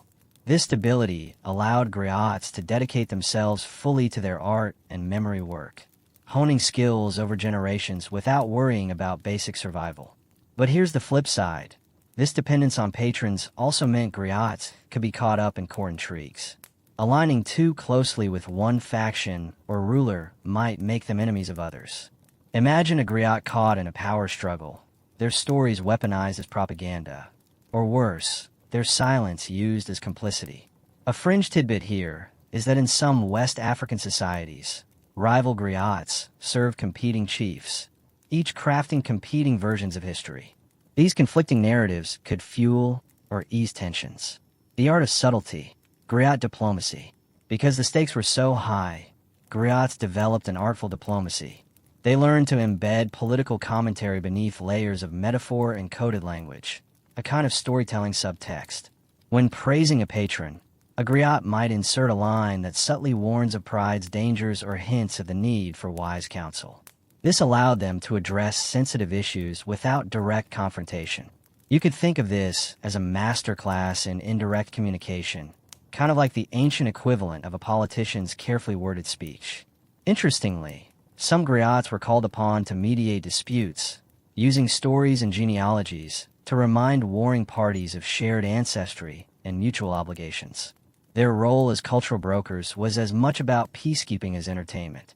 Historians still argue over how conscious these subtexts were, and whether griots ever used their influence to actively shape political outcomes. Family lineages and hereditary roles. Most griots inherited their roles from family lines stretching back centuries. This hereditary tradition reinforced their close ties to patrons, as families became linked with particular royal houses. Imagine a family of griots who have served the same dynasty for generations, each generation training the next in the sacred art of memory and storytelling. This created a kind of institutional continuity, ensuring that history was preserved within trusted custodians. Yet, this hereditary nature could also lead to tensions. Younger griots might challenge older ones, or rival families might compete to claim the patronage of powerful leaders. A quirky fact is that some griot families trace their lineage not just through ancestry, but through legendary founder figures, sometimes semi-mythical, who supposedly receive their storytelling gifts from the gods. The fragile balance, praise, and accountability. The relationship between griot and patron was a delicate balance between flattery and accountability. Griots had to praise their patrons lavishly. After all, their livelihood depended on it. But they also held a kind of moral responsibility to keep leaders grounded. Through stories about past rulers who fell because of hubris or injustice, griots reminded kings that power was a trust, not an entitlement. You might think this sounds like a tightrope walk, and you'd be right. One wrong word could mean losing favor, or worse. In some societies, griots were protected by custom from punishment for their words, allowing them some leeway. In others, they had to be more circumspect. The political power of memory. Here's a fascinating historical fact. In West African courts, controlling the narrative was controlling power itself. The griot's memory wasn't just about stories. It was a tool for political legitimacy. By recounting a king's noble ancestors, heroic deeds, or divine favor, griots reinforced the ruler's right to govern. But if a griot forgot or omitted certain facts, or introduced rival narratives, it could undermine a ruler's authority. This power made griots both indispensable and potentially dangerous figures. Griots and colonial encounters. Fast forward to the colonial era, and the patronage system faced new challenges. European powers disrupted traditional structures, imposing new political orders that sometimes undermined griots' roles. Yet, griots adapted. Some became chroniclers of colonial encounters, using their stories to document resistance or the changes brought by foreign rule. Others found themselves caught between loyalty to traditional rulers and navigating colonial authorities. Historians still debate how much colonial rule eroded the griots' influence versus how much it transformed their role. The contemporary patronage echo. Today, echoes of this patronage system persist. Modern griots might perform for politicians, celebrities, or cultural festivals, continuing the tradition of storytelling tied to power and prestige. But the dynamics have changed. Griots now often engage wider audiences through media, broadening their reach beyond royal courts. This raises new questions. How does the shift from intimate court settings to mass media affect the authenticity and authority of griot storytelling? Wrapping the dance. So, as you let your mind drift from the grand halls of ancient courts, remember the intricate dance between griot and patron. It's a relationship woven with respect, power, subtlety, and trust. Without patrons, griots might struggle to survive. Without griots, patrons would lose the stories that keep their legacies alive. Together, they sustain a living tradition where history isn't just remembered. It's performed, negotiated, and reimagined generation after generation. By now, you've got a solid feel for the intricate dance between griots and their patrons. The kings, chiefs, and nobles who depended on them to keep royal histories vivid and revered. But your journey through the world of West African griots isn't complete without delving into the spiritual and sacred dimensions of their craft. Because, you see, griots don't just memorize stories like walking libraries or recite family trees like living archives. Their memory work is deeply spiritual, intertwined with beliefs about the power of words, sound, and ancestral connection. The griot's voice isn't merely a tool. It's a sacred instrument charged with life, healing, and even magic. The power of spoken word. More than just history. In the world of griots, words are alive. Imagine you're sitting by a fire under the vast African sky. A griot begins singing or telling a story, and it's as if the air itself vibrates with energy. The words aren't just sounds. They carry power. Power to invoke ancestors, to bless, to to curse, to heal, or to transform. This isn't just poetic license. The oral tradition of West African griots is rooted in an understanding that speech is a force. Their storytelling is a ritual act, a form of living memory that connects past, present, and future. Mainstream historians recognize that oral traditions, especially in African cultures, often function as repositories not just of history, but of spiritual and cultural values. This means the griot's role blurs the lines between historian, priest, and healer. Griots as ritual specialists. This spiritual role places griots in an important position during ceremonies. Births, marriages, funerals, harvest festivals, and royal events. The griot's songs and stories invoke blessings, honor ancestors, and create a sacred space. At a king's coronation, for example, the griot might recount the genealogy of the royal family, not just to remind people of noble lineage, but to invoke ancestral spirits who legitimize the new ruler's reign. In other ceremonies, the griot's voice can be believed to ward off evil or attract good fortune. Here's a quirky tidbit. Some griots use special instruments believed to have spiritual power, like the kora or balafon, whose sounds are said to communicate with spirits. The instruments themselves are often considered sacred objects passed down through generations. Oral poetry is a sacred act. Remember the stories about griots using metaphor and subtle political commentary? That's only part of the picture. Their narratives also include praise poetry, epic tales, and spiritual hymns, all performed with rhythmic precision and musical accompaniment.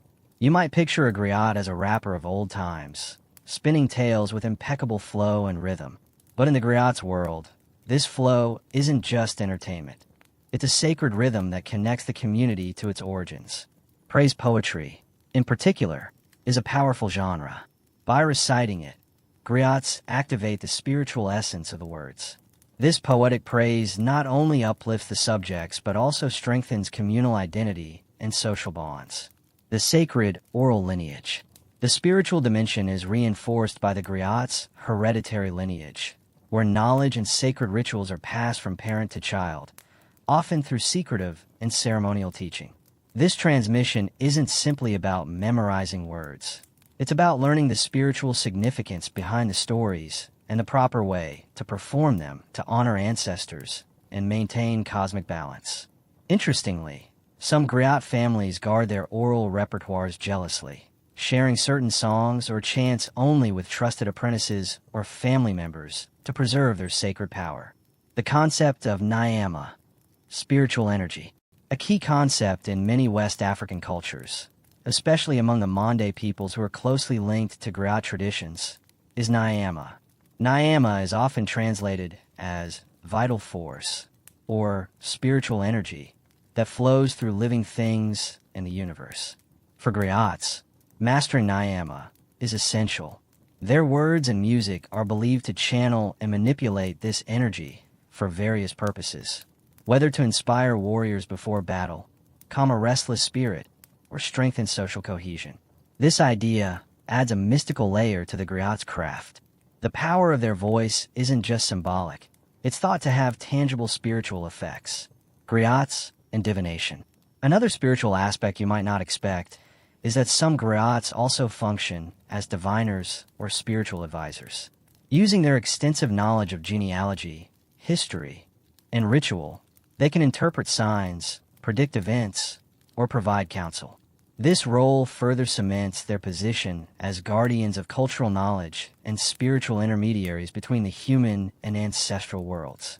The griot's voice as an ancestral link. Many West African societies believe that griots are living links to ancestors. When a griot performs a story or song, it's as if the voices of those long gone speak through them. This belief means that griots often enter trance-like states during performances, channeling ancestral spirits or tapping into a deeper collective memory. You could say that a griot's storytelling is a form of spiritual possession, where the past temporarily inhabits the present.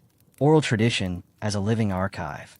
Unlike written history, which is fixed on a page, oral tradition is alive, flexible, and responsive. This fluidity allows griots to adapt their stories to changing times while maintaining a connection to ancestral truths. Think of the griot's memory not as a rigid file cabinet, but as a living river, flowing with new meanings and interpretations, shaped by each performance. However, this fluidity sparks a scholarly debate. Historians still argue whether this flexibility compromises historical accuracy or enriches cultural transmission by allowing stories to evolve. Sound, memory, and the body. The griot's memory isn't only mental, it's embodied. The physical act of playing instruments, the rhythms of speech, and even dance are integral to how stories are remembered and conveyed. This embodied memory helps griots recall vast amounts of information.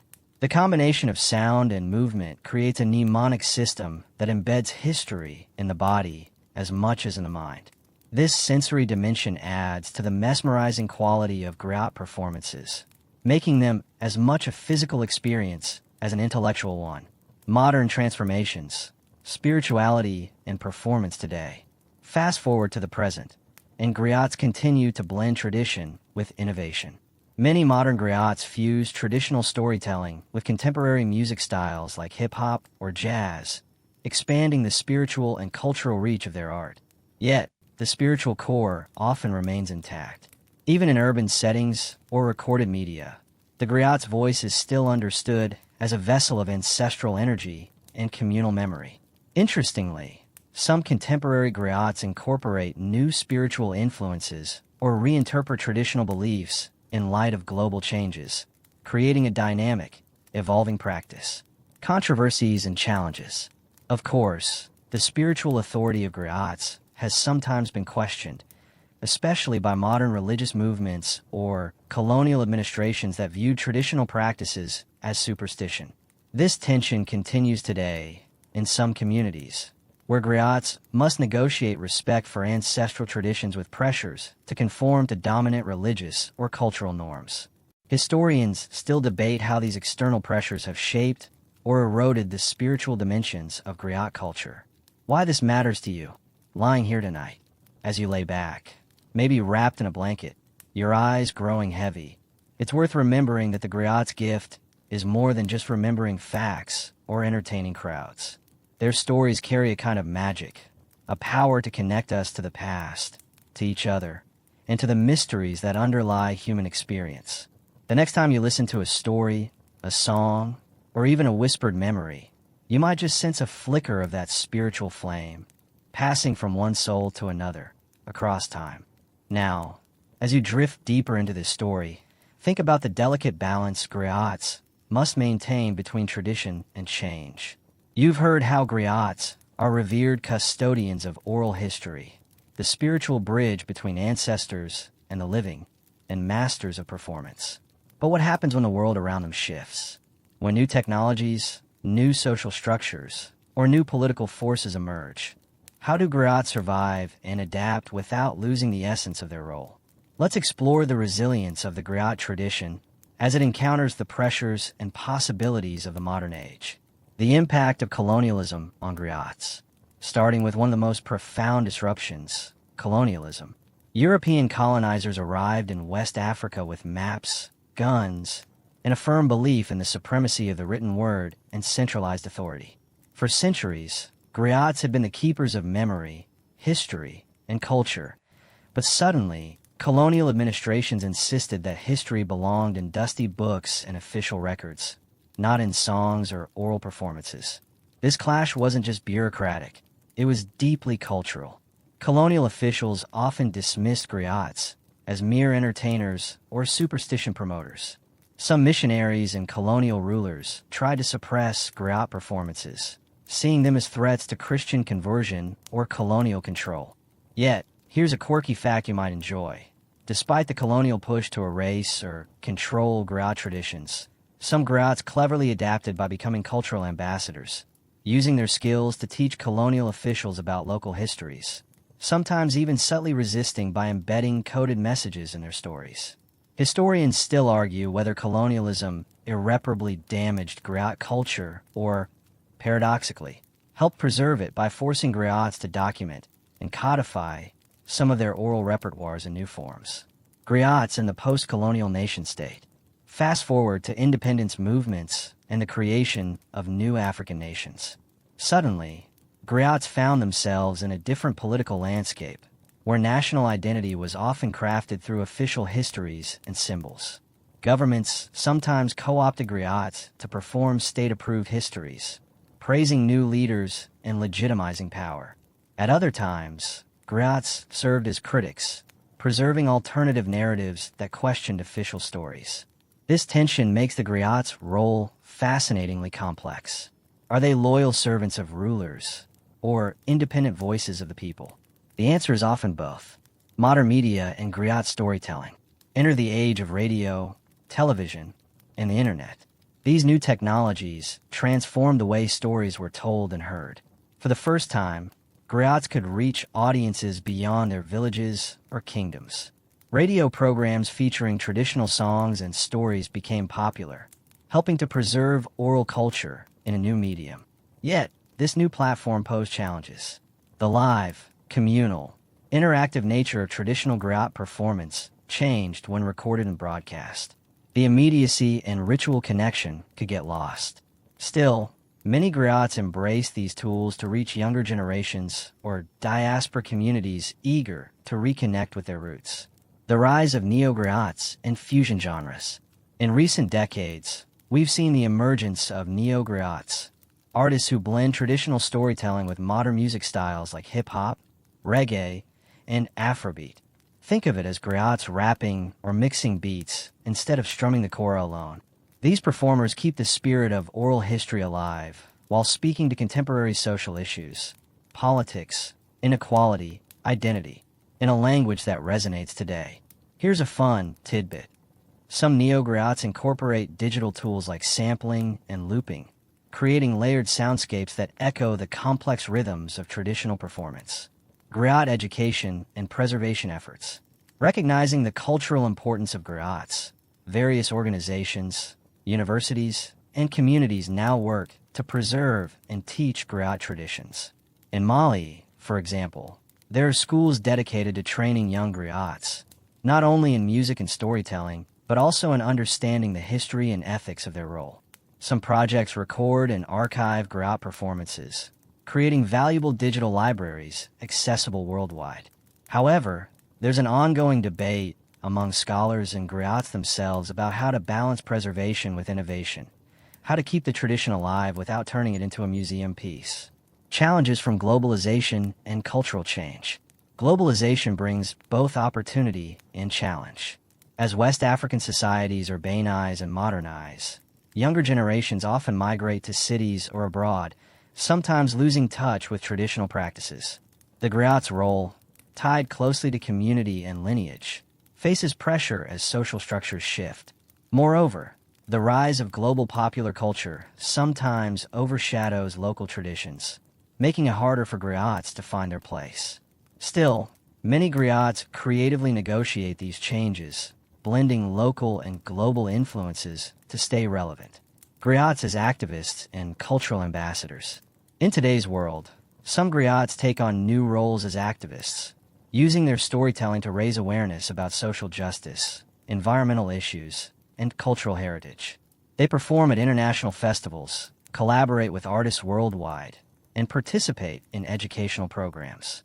Their voices carry the weight of history, but also the urgency of the present. Scholarly debate. Authenticity versus adaptation. A hot topic among historians and cultural critics is whether griot tradition can, or should, change. Purists argue that maintaining the original forms and functions is essential to preserve authenticity and spiritual integrity. Others believe that adaptation is necessary for survival and relevance in a changing world.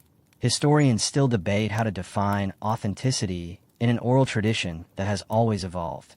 What this means for memory and identity.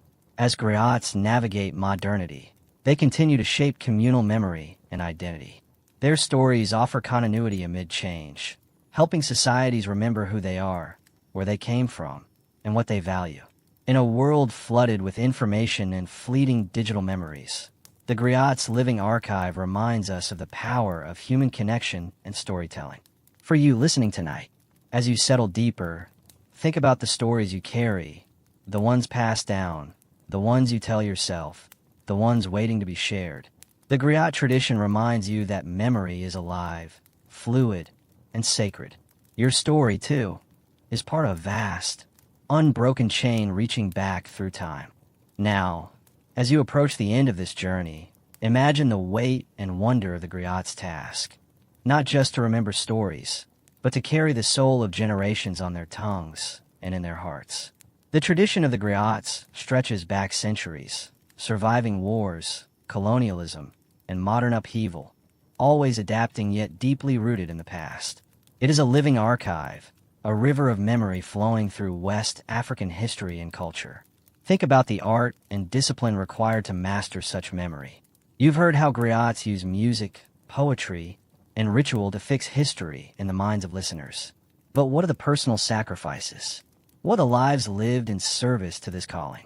The lifelong commitment of the griot. For a griot, learning is not a phase, but a lifetime devotion.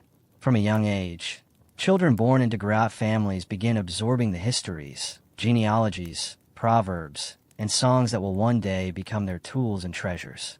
Imagine a child sitting cross-legged at their parents' feet, listening to tales that span centuries.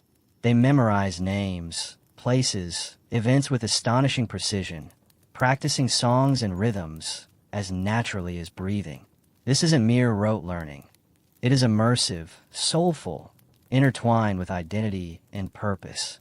Some griots recount how this knowledge feels alive within them, like an ancestral presence guiding their voice and hand. The social obligations and status of griots. You've learned that griots are more than historians. They are advisors, diplomats, peacemakers, and sometimes mediators in disputes. Their knowledge and influence grant them a unique social status. Yet, this status comes with responsibilities and pressures. Griots must navigate complex relationships with patrons and communities, balancing truth, praise, and sometimes subtle critique. A famous, if quirky, practice involves praise singing, celebrating a patron's achievements while artfully weaving in lessons or cautions. This poetic diplomacy requires immense skill. Historians still debate whether this role makes griots impartial historians or storytellers shaped by political and social needs. Griot families and lineage. The transmission of knowledge in griot families follows strict hereditary lines. This exclusivity preserves tradition, but also raises questions about accessibility and change. Being born a griot is not just birthright, but a cultural destiny. Families guard their archives jealously, passing songs and histories only to those deemed ready. Interestingly, some modern griots have challenged this exclusivity, teaching outsiders or publishing collections to broaden appreciation. This tension between tradition and openness continues to shape the griot world. The global appreciation and challenges of cultural tourism. In recent decades, global interest in griots has surged. Tourists, scholars, and musicians flock to West Africa to experience griot performances firsthand. This global appreciation brings benefits, including economic support for artists and cultural exchange. But it also risks commodifying and distorting the tradition, turning living heritage into a staged spectacle. Griots must carefully guard their culture's integrity while engaging with the wider world. The future of the griot tradition. Looking ahead, the griot tradition faces both challenges and opportunities. On one hand, urbanization, digital media, and shifting cultural values threaten the transmission of oral history. On the other, new platforms offer unprecedented possibilities for griots to innovate and connect globally. Imagine griots streaming performances online, collaborating with artists worldwide, or using virtual reality to create immersive storytelling experiences. The essence of griot storytelling, human connection, memory, and identity, remains vital, even as forms evolve. What this means for you, here and now. As you listen, consider how memory shapes your own life. The stories you hear and tell, the histories you carry within you. These threads weave your identity. The griot's journey reminds you of the power and responsibility in storytelling. You are part of this human continuum, holding your own stories like precious seeds to plant in the future. Final reflection and whisper. So now, let your breath slow.